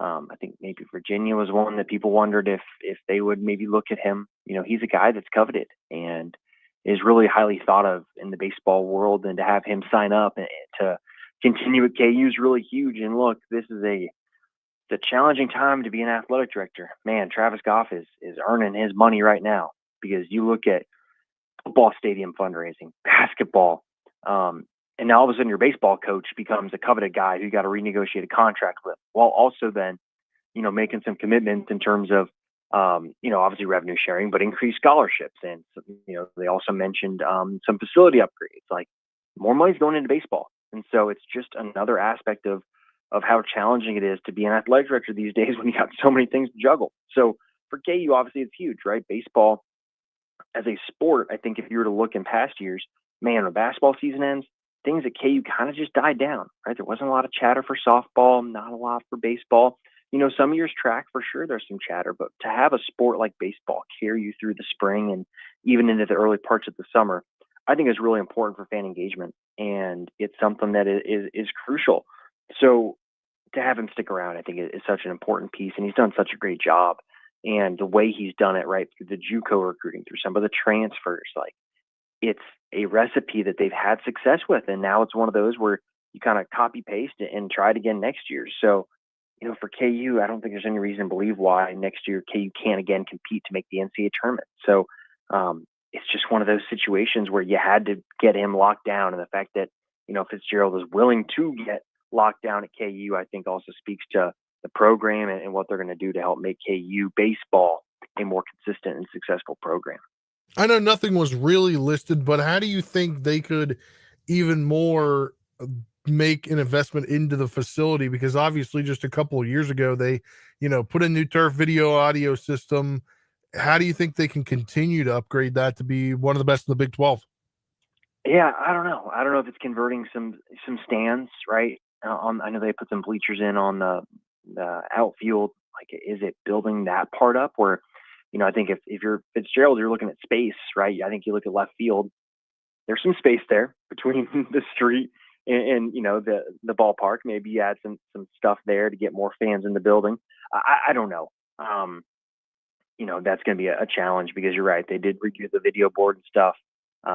You're not tearing down Hoglands. Like, that's just not going to happen. So it's going to be an additional renovation type of thing. And yeah, I'll be interested to see kind of what KU comes up with, because I think there is room to do stuff. But again, man, expensive time being college athletics is that's not going to be cheap.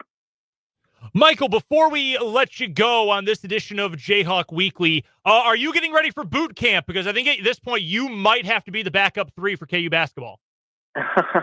Well, I might just get a lawyer and sue for more eligibility. I did graduate during COVID. I'm sure that could get me something. Yeah, man, it's wild. Obviously Bryce Desert was someone that KU was involved in, and it doesn't seem like that's going to work out for one reason or another. And I don't necessarily think that's something that's more related to overall international prospects. I think it was something that's more related just to him personally, in his situation. So KU's got to keep looking. I've heard from maybe some people close to the program that they feel like there's still some good players out there. Man, I'm looking. I'm not sure if I'm seeing it, but KU needs bodies. Like, they just need bodies. So I will be interested to see how it plays out. Obviously, international prospects, the process is slower. The stuff going on with visas obviously adds another level of challenge to this. But we've seen KU add players in August before, right? Johnny Furphy, committed August a couple years ago. So we still got ways to go, as much as I don't necessarily love saying that we're going to have to keep track of some of this stuff. But hey, way of the world, and KU knows they need another forward and they need another guard who can shoot. They may even need a second forward to add as well. So there's still work to be done, but right now, not necessarily a lot of names on the board that are known. And like I said last week, it can be a challenge to get good info on international guys. So it may not be something as easy as it was with some of the transfers where, hey, we can come on here every week and talk about all these different names that KU's involved with. Shoot, KU could be involved with someone right now that I don't know about. And that's just how it kind of is. So really interested to see kind of where they go and what names do surface, but I don't think we're close to seeing the finish line with this roster right now. Nobody covers the Kansas Jayhawks better than Michael Swain. He does it for Fog.net and 24/7 Sports. He joins us every Tuesday at this time for Jayhawk Weekly on the Fleming Place Wine and Spirits Hotline. Michael, as always, man, we appreciate the time. Enjoy playing with that new fidget spinner on your left hand. Awesome. Thanks, guys. Talk to you next week. That is the great Michael Swain joining us here for Jayhawk Weekly. We've got to keep paying the bills. We'll get to one more commercial break. We'll wrap up the 4 o'clock hour, get you ready for the 5 o'clock hour of 580 Sports Talk right after this.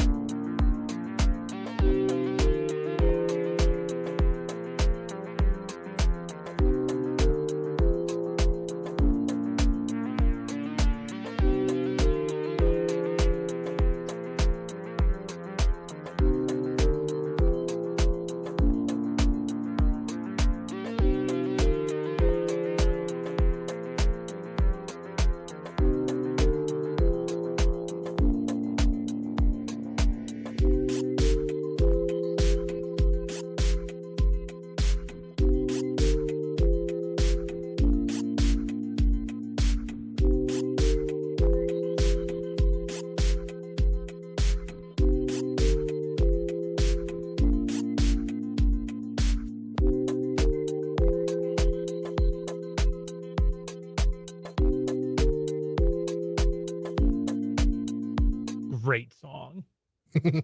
Shout out to Stacy's mom. As we wrap up this 4 o'clock hour of 580 Sports Talk, big thanks to Michael Swain for joining us for Jayhawk Weekly moments ago.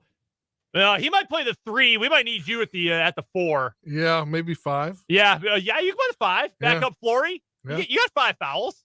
Yeah. That's fine. That's all you need. 5 minutes, 5 fouls. That's all you need. Give it to me. I'll take it. Coming up in the 5 o'clock hour of the show, we've got our 580 Sports Talk headlines and the playoff roundup. The most iconic moment from Travis Kelce's career. We want your answers for that as well. Plus, we will get ready for game 1 between the Royals and Yankees and a superstar pitching matchup today. All that's coming up after the news on 580 Sports Talk.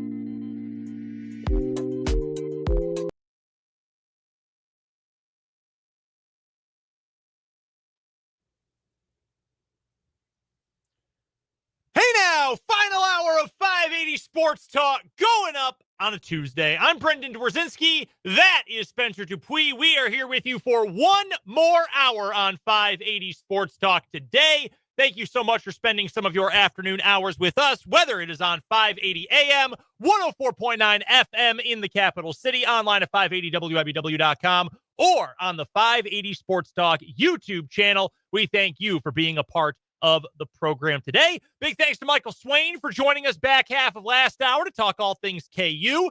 If you missed our chat with Michael and Jayhawk Weekly, missed our Chiefs chat at the beginning of the hour, any of the Royals talk from the first hour of the show, don't worry, you're in luck. There are 3 different ways you can go back and listen to the entire show. Number 1, our website, 580wibw.com. You can go to the podcasts tab there and check the show out hour by hour. You can check out the podcast as well on Spotify. That's right, the app, the desktop, the website, whatever. Just search 580 Sports Talk. You can check out every hour of the show there. You can listen in, follow the show so it always pops up in your feed. Leave us a review, a comment, all of that. Or if you're on the YouTube, you can just go and rewind the show to whatever you missed and find it that way as well. So you never have to miss a single second of 580 Sports Talk. No Dan Lucero. He is out the rest of the week. He and the family are on the Eastern Seaboard for a little beach vacation. So we will see Dan coming up on Monday. Just Spencer and I the rest of this week. No short shows either. You're getting the full accounting of 580 Sports Talk the rest of the way. We're not cheaping out on you this week. No early Royals first pitches. Shout out to the Yankees for being the Yankees and wanting national attention. Yeah, that's true. Yeah. They always do. They always get it too. Or being the Yankees and just getting it. Getting that national attention. Right. We'll talk some Royals baseball a little bit later on this hour. We will preview game 1 between the Royals and the Yankees. This is a superstar pitching matchup because Noah Cameron has been phenomenal to start his career through 6 starts. And Max Fried has been maybe the best pitcher in baseball. He's right there. The only way this could have been better is if we got Bubich versus Fried in this game, but I'm not going to complain because Noah Cameron has been awesome. It's going to be so cool. The veteran Fried Cy Young candidate versus the hot young upstart Noah Cameron. That is going to be a lot of fun tonight. We'll preview that game in a little bit.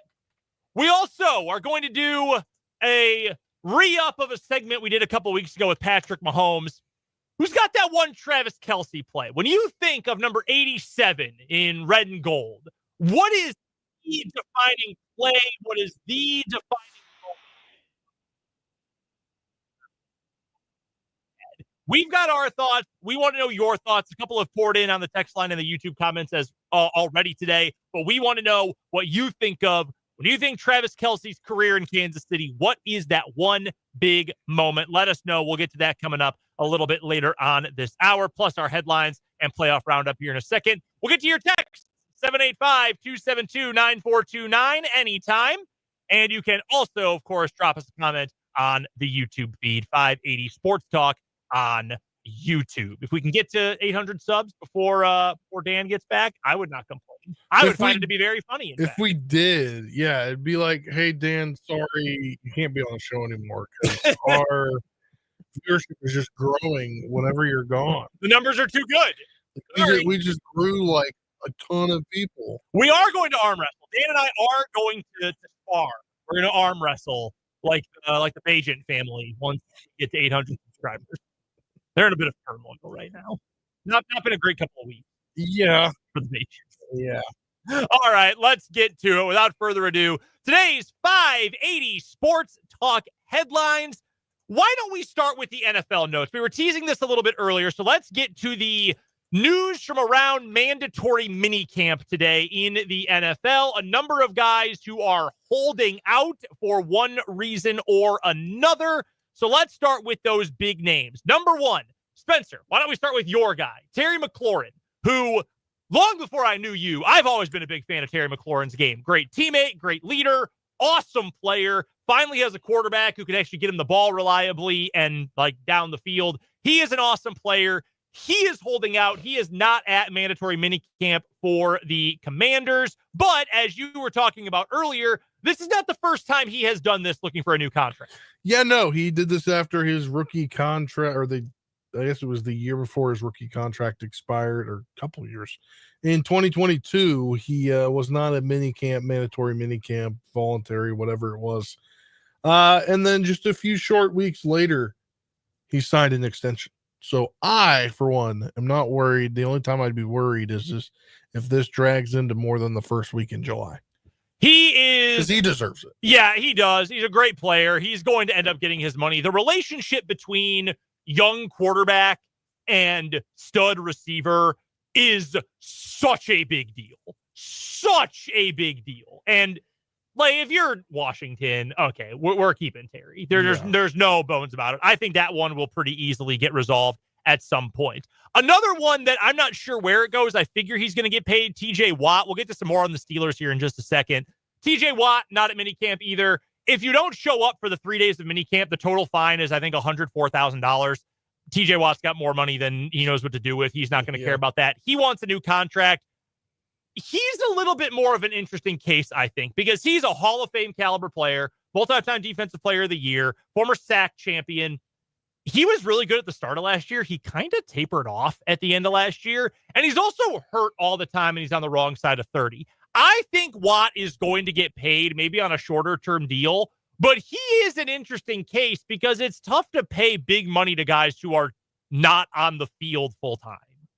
But I think he's going to get paid. I mean, with all the problems that Pittsburgh had on its defensive side of the ball second half of last season, I think you've got to give him the money. I think you have to. From one AFC North team to another, the Steelers are near the top of the list, I think it's fair to say, Spencer, of best run teams in the NFL. The Chiefs are up there. I think the Steelers and the Ravens, both from that same division, are up there. Green Bay has been up there for a long time. They're talking about the best run teams in the sport. You know who's not at the top of that list? The only team other than the Kansas City Chiefs to play for a Super Bowl in the AFC over the last 6 seasons. That is the Cincinnati Bengals. Their best defensive player, Trey Hendrickson, we know about his contract drama. He is holding out. He wants to get paid adequately. If you don't remember the exact reason why he is not going to minicamp right now, he's going into the final year of a contract. He requested a trade last offseason. The Bengals said, well, no, we're not going to do that. And Trey said, all right, I'm going to report. It is my understanding, speaking as Trey Hendrickson here, that if I have a great season, I am going to be compensated fairly and appropriately. That was his understanding. He had a great year. You know what he did? Led the NFL in sacks. And the Bengals said, yeah, no, we're not going to pay you anymore. We're going to go into the final year of this contract. He's PO'd. I can understand all of that. Handled terribly. And that might not even be the worst situation they've got going on right now, Spencer, because their first-round pick, defensive end Shamar Stewart from Texas A&M, he has not signed his rookie contract yet. He is still holding out as well because he has asked for a couple specific things in his rookie contract. The Bengals have said no to this point. These contracts are very basic. They are boilerplate pretty much for rookies. Guys sign these, days after the draft at this point, as soon as they possibly can. Stewart's holding out. I don't know what language they're debating right now, but they're debating something. How about this quote from him today? I'm 100% right. It should be a no-brainer. In Trey's case, it should be a no-brainer too. I'm not asking for nothing y'all have never done before, but y'all, the Bengals, just want to win arguments more than winning games, in my opinion. This is your first-round pick. Yeah. The guy who you drafted to probably replace Trey Hendrickson. What are they doing? This is so typically Cincinnati Bengals, and it drives me crazy because I am a gigantic fan of Joe Burrow. I love watching their offense. It is a blast. It's maybe the best in the entire NFL. I would love to watch them just from a football viewership perspective and say, man, what a fun team. That's a legit contender in an already deep AFC. Instead, they just continue to step on rake after rake, and they make all these mistakes with personnel year after year. It is mind-numbing, Spencer. I do not know how you can botch this so badly with two guys at the same position. It's ridiculous. Yeah, I don't get it. Utterly ridiculous. A couple of guys, by the way, from minicamp who are also looking for new contracts but did show up. Sauce Gardner and Garrett Wilson of the New York Jets. I feel like both those guys have to get contracts. Kirk Cousins in the Atlanta Falcons. We know that he wants to be traded. He wants to go to a team where he might have a chance to start. But as Matt Quatraro told us yesterday, there might not be any teams that have an open starting spot except Cleveland. And why would you want to go to Cleveland? As well as running back James Cook from the Buffalo Bills. He has been very open about wanting a new contract. The Bills have been very open that they're not really interested in negotiating that, which is kind of crazy because Cook's a really good running back. So asked, why did you show up?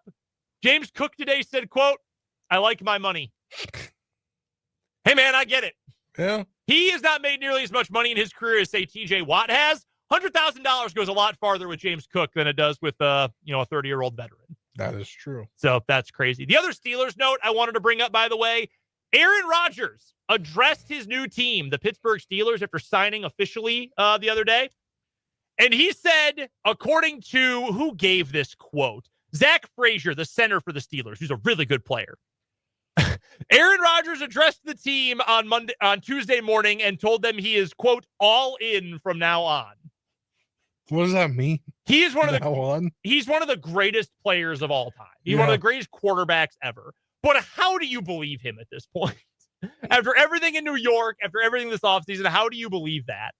He got married and didn't tell anyone within the last couple of months. He's also complaining because the NFL is trying to make things safer and his helmet's no longer a safe helmet, which makes sense because it was a very basic helmet. Yeah, very old school. Yeah. He was the last guy in the NFL wearing that model. And he got all mad because he's having to try out these different ones and they don't feel right. They're uncomfortable. Like, come on. Everybody else has to do it. Yeah.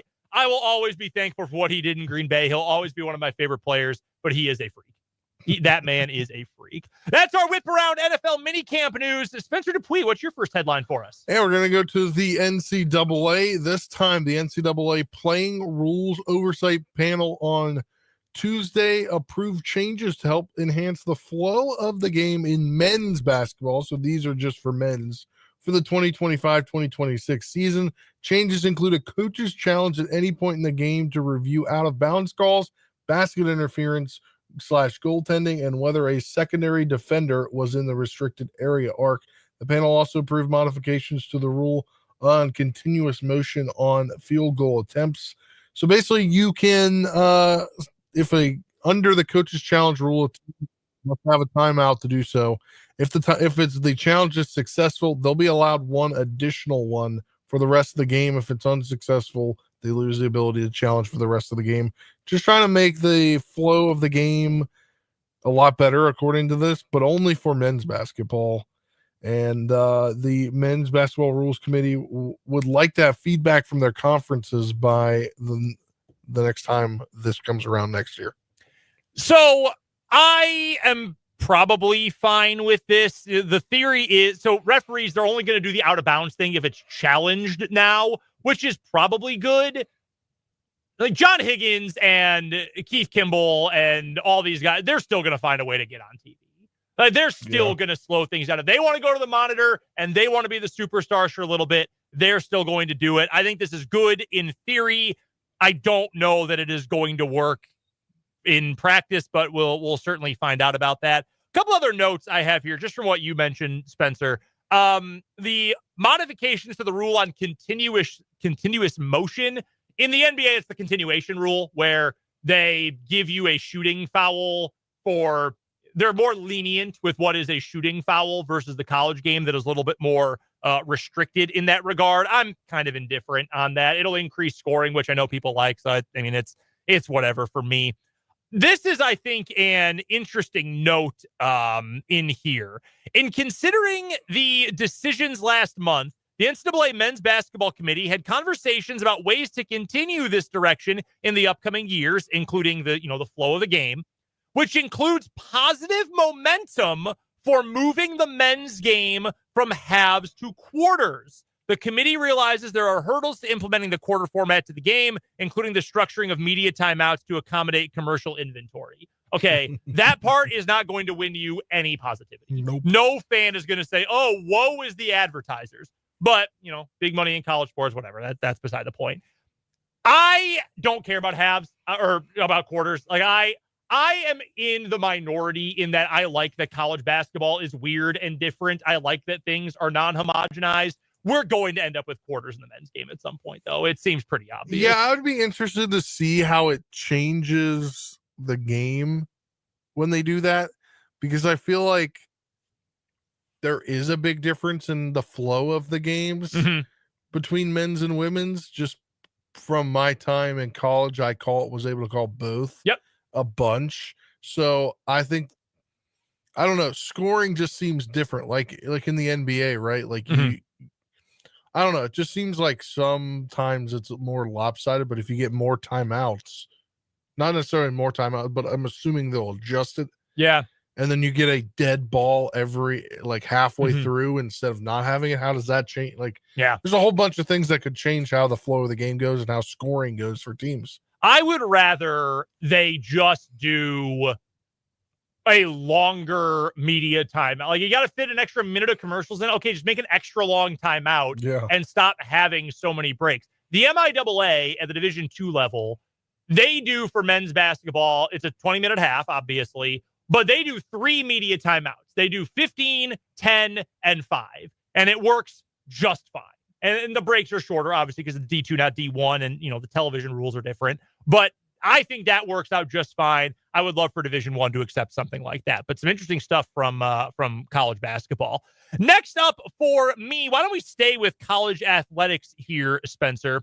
We knew this was coming from college football. We just talked about it yesterday, in fact, with the approval of the House settlement, which is the lawsuit that's going to lead to revenue sharing and the clearinghouse for NIL and all that stuff, et cetera, et cetera. We knew there were going to be more lawsuits in college sports. And guess what? We've got legislation now. Congress is getting busy. The headline from Chris Vanini at The Athletic: in new bills, Congress's most direct plan yet to empower the NCAA on post-House rules takes shape. I'm not going to get into all the weeds of the power of the NCAA versus the power of the athletes, et cetera, et cetera. Should they be employees? Should there not be, or should they not be? Matt Brown, who I reference all the time, we've had him on the show. He's the author of the Extra Points newsletter. He's brilliant when it comes to business of college sports stuff. He has said for a while, and what I'm about to say is not a political comment. It's just or politically charged. It's just the fact of the matter. He has said for a while, under the Trump administration and with, a conservative Congress right now, conservatives running both parts of the bicameral, that you can expect legislation or court decisions that more favor the NCAA versus favor some of the initiatives for the players in recent memory. Again, that's not a political comment. It's just, it is what it is. And this is a step toward that, I believe. So this new bill, which is going to go through the House of Representatives Committee on Energy and Commerce, would codify most of the federal support that the NCAA has lobbied for in recent years. Here is what it would include. It would fully deputize the Collegiate Sports Commission or another entity to enforce rules of the House settlement, such as requiring athletes to disclose third-party NIL deals worth more than $600, and would allow for the prohibition of compensation not considered fair market value. That is the one part of this that I think is the murkiest to me, but that's been the case from the beginning. It would allow an entity to establish a revenue-sharing cap. The one for 25-26 is roughly $20 million. It would preempt state NIL laws, like Missouri has its own laws. Florida and Georgia, I believe, do, maybe Texas as well. This law would supersede those. Those would cease to be important effectively. This would supersede them. It would allow the NCAA, conferences, or another entity to establish and enforce rules about transfers, eligibility length, and the ability to pay recruits. It would declare that college athletes are not employees, and it would require that any athlete agents register with the Collegiate Sports Commission or the NCAA. For what it's worth, that last point is absolutely the most important. And everybody should be in favor of that because these athletes getting screwed over by shady agents and like their weird uncle or whatever, bad for everybody. Okay, so that's cool. The thing about being an employee or not, I think this is a little too far reaching personally. I think that should still be up for debate, but I can understand both parts of the argument. You want some like employee-like protections if you're the players, you want to be paid. On the other hand, you know what you can be if you're an employee? Fired. And in certain states, you can be fired for no good reason. So that's something. And with international players, that changes things. So I can see both sides of the argument there. I still think the murkiest thing about this is who is considering an NIL deal fair market value or not. Is the worst part of this house. Way too big. So that's where I have problems. I would not be shocked if this does end up getting pushed through, but we are still a long way away from the end of all the legislation and lawsuits and all of that comes with the new era of college sports and the NCAA. Anything else for you in headlines today? Yeah, I'm going to give a quick, interesting one because I know I watch this channel, and I think we've talked about it on the show before. The NFL, MLB, who recently bought a stake in the women's softball league, Athletes Unlimited. They have now bought a stake in John Boy Media. You might know John Boy Media as the guy that reads lips for ejections. I find this interesting.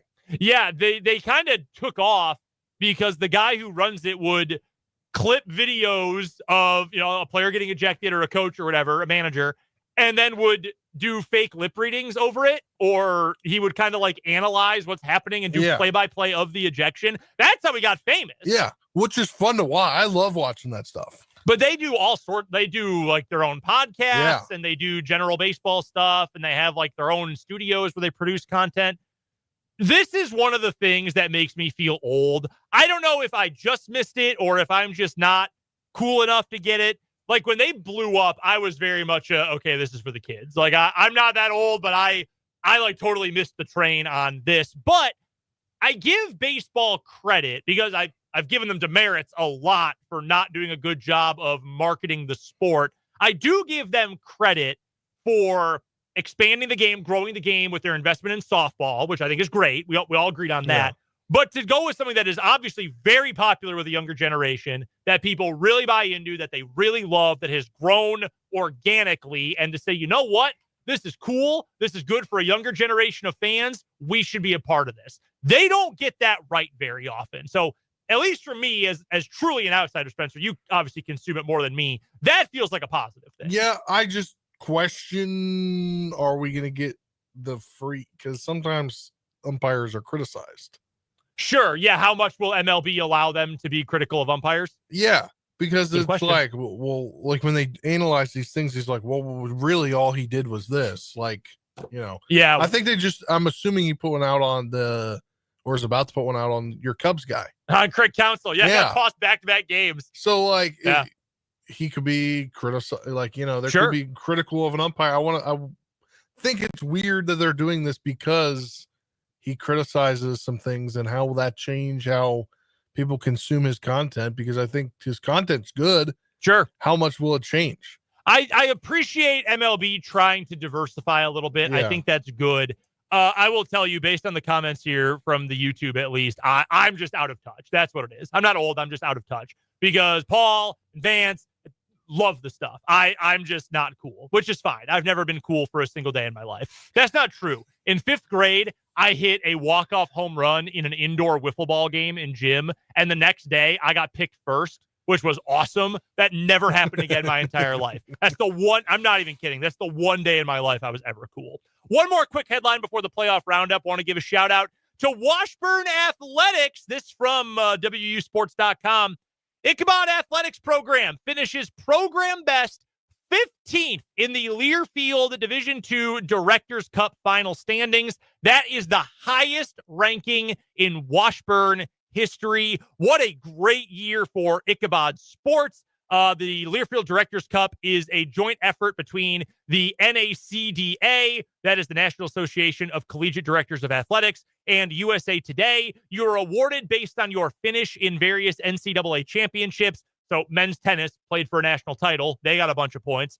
Men's basketball went to the Final Four. They got a bunch of points. Track and field had a great year. Volleyball had a great year, et cetera, et cetera. So Washburn finishes 15th in the country and number 2 in the MIAA. Pittsburgh State, which won its 4th straight men's track and field title, they finished with the best mark in the conference. Central Missouri, 1 spot behind Washburn in the Cup. So very, very cool. What a great year for Washburn Ichabod's athletics. All right, Spencer, with our headlines all taken care of, let's get to a short edition filled with a major gripe I have, by the way, of the playoff roundup. It's time for the 580 Sports Talk Playoff Roundup. All right, let's start on the ice. Did you watch last night's Game 3 of the Stanley Cup Finals? I did not. Final, excuse me. Got to get the wording right. It was a blowout. The Panthers smoked the Oilers, who physically and emotionally had a toddler-like tantrum yesterday, melted down. Panthers win 6-1. Florida now has a 2-1 series lead. I'm not going to count out a team that's got McDavid and Draisaitl, but the mental edge in the game seems like it is, or in the series, entirely with the Florida Panthers right now. Entirely with them. Game 4 of that series, I should have pulled this up before, is coming up on Thursday. So they're going to have 2 days off as well in between games of their championship series. Meanwhile, the NBA playoffs, no game today. There was no game yesterday. There will not be another game of the NBA Finals, Game 3 of the series, until tomorrow. I can't speak to hockey because I'm not a hockey guy. You follow the sport obviously more than I do. And I know I follow the NBA more than you do. I think a major problem that the NBA has, I feel kind of bad. Like the majority of the discussion during these finals and at the end of the meat of the playoffs has been all the things wrong with the NBA, their presentation, their media partners, what are they doing wrong, etc. It's been a fun series. First 2 games have been plenty of fun. But I think it is a major problem that the league stretches out the playoffs as long as it does. We've been in the postseason for 2 months already, and we're not even to Game 3 of the finals. Yeah, that's crazy. And I know hockey is the same way. It takes a long time, but there's a different kind of sport. I think it is a problem. And I'm not the world's biggest NBA fan. I follow the sport. I have a favorite team. I watch a lot of games. I've watched a lot of this postseason. It gets to a point where when you're saying, hey, got to wait 3 more days for a game, man, wasn't this one great? 3 more days for a game. When you've got to keep waiting that long, and the next break is only going to be 2 days, and that's a positive thing. But when you keep putting these extra days off, I know the players complain about it and they want the extra rest. You find other things to do. Yeah, I mean, ideally what I'd like, give me one night NBA, one night NHL, one night NBA, one night NHL, one night NBA, one night NHL.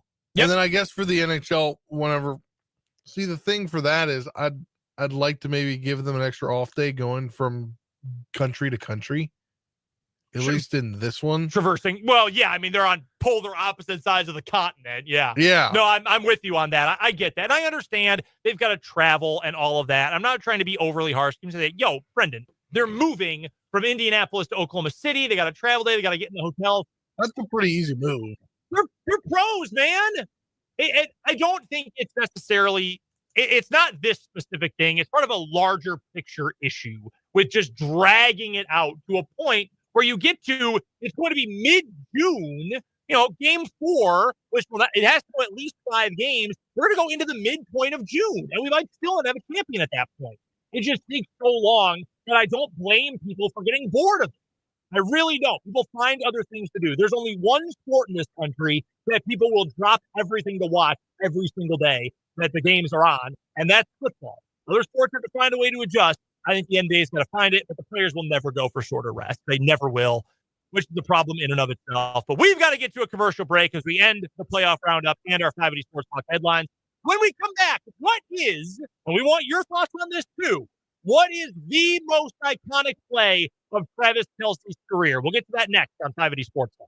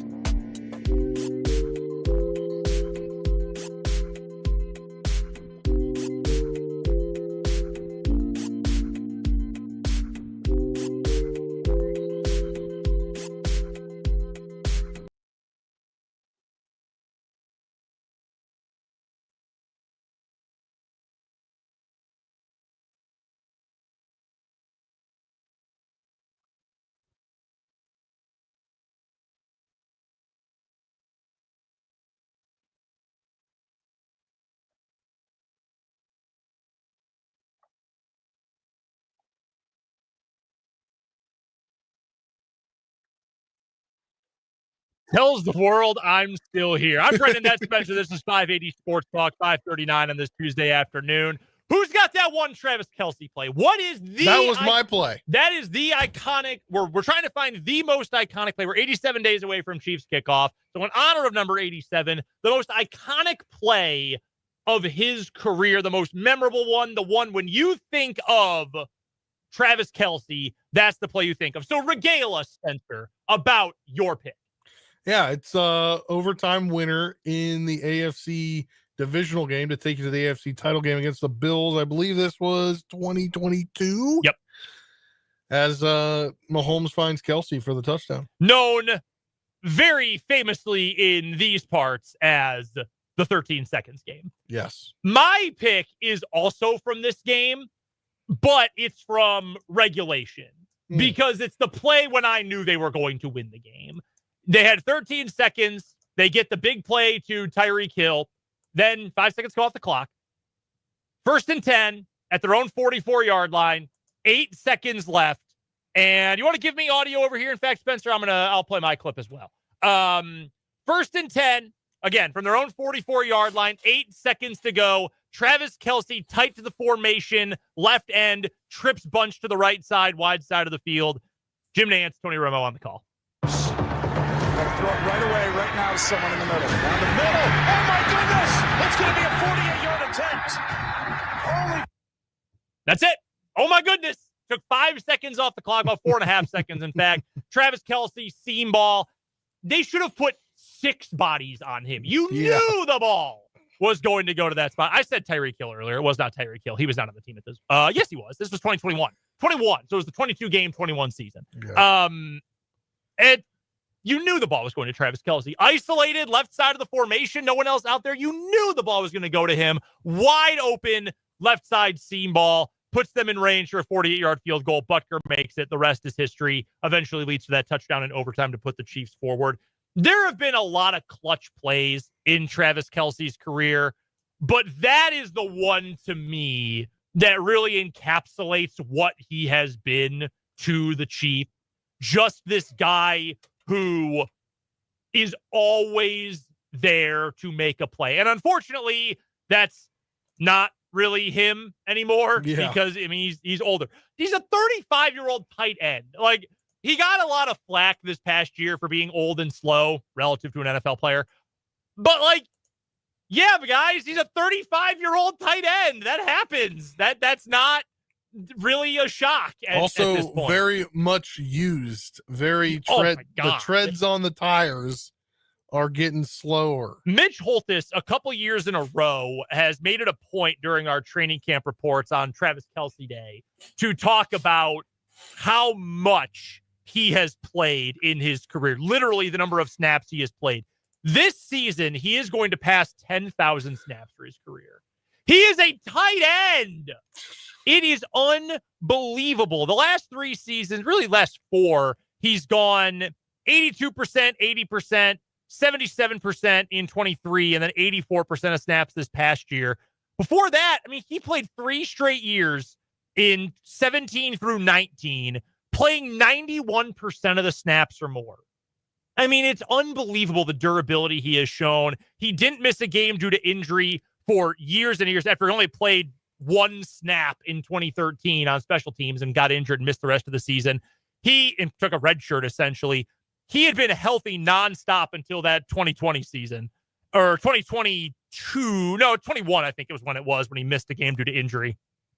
He is unbelievable. And again, just always in the right spot, has this incredible sixth sense with Patrick Mahomes, that thing that you cannot quantify, but you certainly can qualify it and you can see it. And all the great connections, play quarterback and receiver, have seen it. Even in a shorter term, like you've seen it. We talked about Terry McLaurin last segment, Spencer. Like you saw it. You watched every Commanders game this year. Like it's just different. Those guys are just on a different plane. You want another local connection?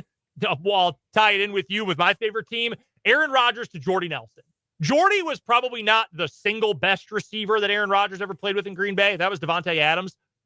He and Jordy Nelson were on a different planet than everybody else. There was a point where I believe it was 2 seasons in a row, they combined for a perfect passer rating when Nelson was targeted, or at least the best in the NFL. Those things are just so unique and so special. And Kelce has brought that to the table pretty much his entire career. A couple nominations from Chiefs-Chargers games that are mixed in here. One from the 785 and Mark H in the YouTube comments seconds this as well. I agree with Spencer, because says our texter, but a close second is Travis's touchdown catch and run versus the Chargers in overtime. Yep, that's I 100% agree with that. That was going to be my number 1, and then I was like, wait, that one's so playoffs. Sick. That one is awesome. Yeah. Travis winning the game against the Chargers with Tirico and Collinsworth on the call on Sunday Night Football. Paul with a great one. Can I nominate the play where Kelce got body slammed by Derwin James? Not iconic for Kelce, but Chargers fans treat that like the best play in their team history. Yeah, that's pretty funny. I believe it was Vance earlier in the show also said, pick any of his plays with laterals. Yeah. It would arguably be the Kadarius Toney play from a couple seasons ago when Toney was offside to start the play. It could have been that. That's one of the sickest plays of all time. Insanely risky, but one of the sickest plays of all time. Unfortunately, good old Kadarius kind of ruined that one for Travis Kelce. Is this it? Do you think he's retiring after this year? I think so. Let him enjoy life. I mean, he's seen what his brother's been able to do.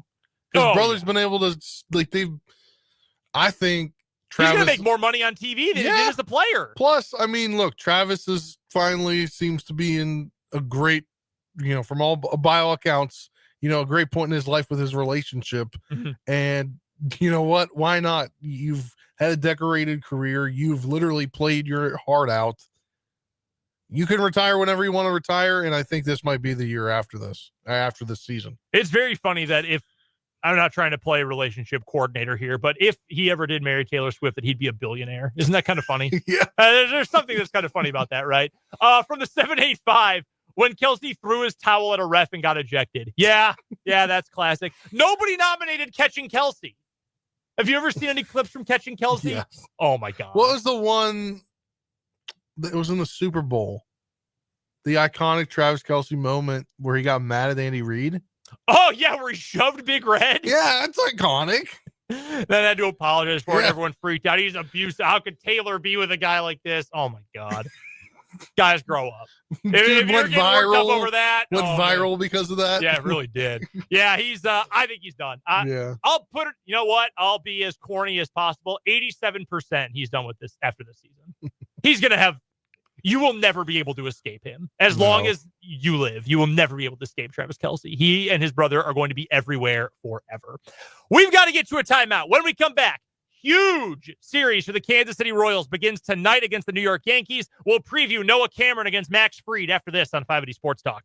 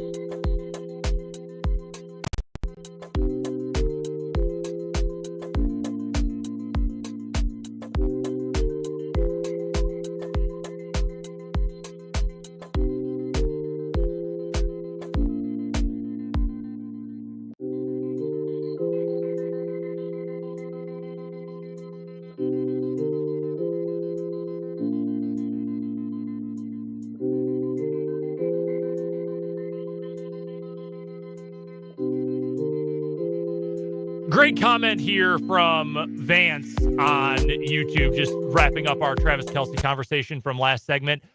Just savor every Kelce play this season. Yep, enjoy the ride because you don't know how long 100%. It's going to last, so enjoy it while you can. I'm Brendan, that's Spencer, 550 here on this Tuesday edition of 580 Sports Talk.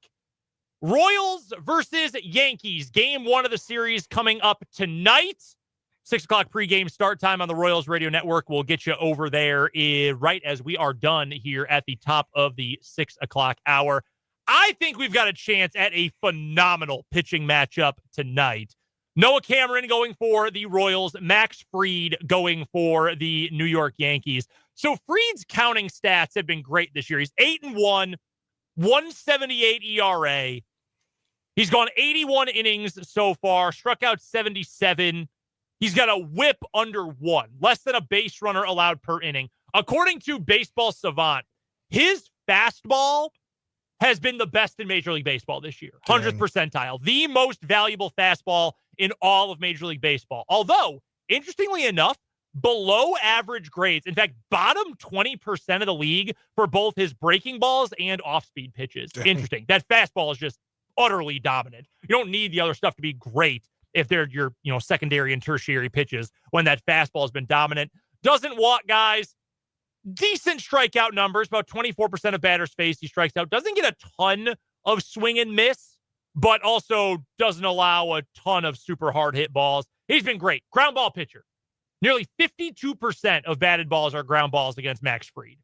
Noah Cameron, meanwhile, has had one of the best breaking balls and one of the best off-speed pitches in baseball this year. Smaller sample size than we've seen with Fried. He's pitched 50 fewer innings, but he doesn't allow hard contact, just like Fried. He doesn't allow nearly as many ground balls, doesn't strike out a ton of guys, doesn't miss a ton of bats, but just gets outs. And I know that's not super analytical, but that's that's the most important part of the game. That's the currency of baseball. You get 27 outs to work with. Cameron's been fantastic. I understand if you're going to side with arguably the best offense in baseball and the Yankees in this game. Fried is a certain Cy Young candidate. I get all of that, but I think Cameron's up to the task. I think we're looking at a low-scoring game tonight. Yeah, I would agree. I'm excited to see Caglione versus Fried. Yeah, that's going to be fun. Yeah. Throwing the ball at his first home game as well. Yeah. They were shown his BP earlier. I saw on X, and he was going to the bullpen. Showing or with a guy who can throw the ball that hard. Yeah. Versus a guy who hits the ball that hard, that could lead to some fireworks. Hopefully, some good fireworks for the Kansas City Royals. Again, pregame starts right at the top of the hour on the Royals Radio Network here on your home for Royals baseball since first pitch in 1969, 580 WIBW. We'll wrap up 580 Sports Talk with the final word after this.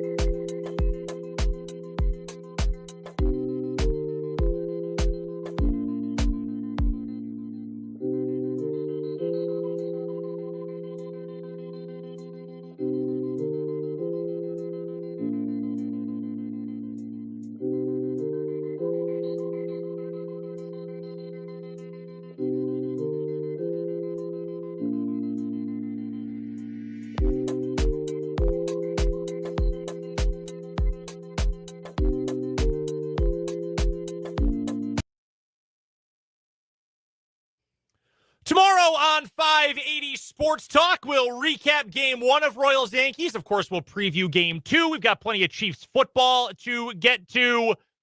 Of a playoff roundup, getting ready for the NBA postseason. They'll have the Wildcat wrap-up. Tim Fitzgerald will be back and better than ever, joining us to talk all things Wildcat athletics, bottom of the 4 o'clock hour. All that and more coming up tomorrow on 580 Sports Talk. But first things first, let's get to the final word. You are up first, Spencer Dupuis. Yeah, Royals back home at the K. We just talked about it. Noah Cameron going on the bump today. Chris Bubich going tomorrow against the Yankees from the Bronx, but they're here. National attention all week, and I think you need to use that to the best of your ability if you're the Royals. Obviously, they've been struggling for the better part of the last few weeks, and I think when you look at a team like the Royals, there's so much potential there, and Jack Caglione is going to hear all the noise tonight as he makes his home debut for the club.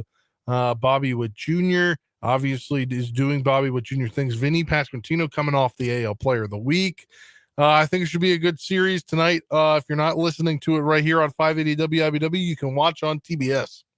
Final word for me today, sticking with the Royals, I think there are still things Matt Quatraro could be better at. I think there are some feel concerns. The strict adherence to not wanting a pitcher to face the lineup 3 times, and it's not always perfect, but at least sometimes. I don't love all of that always, but I also think he has taken a little too much blame as of late. David Lesky wrote about it over at Inside the Crown. It's a free blog from this weekend. I definitely recommend you go check it out. He went into a lot of depth about it.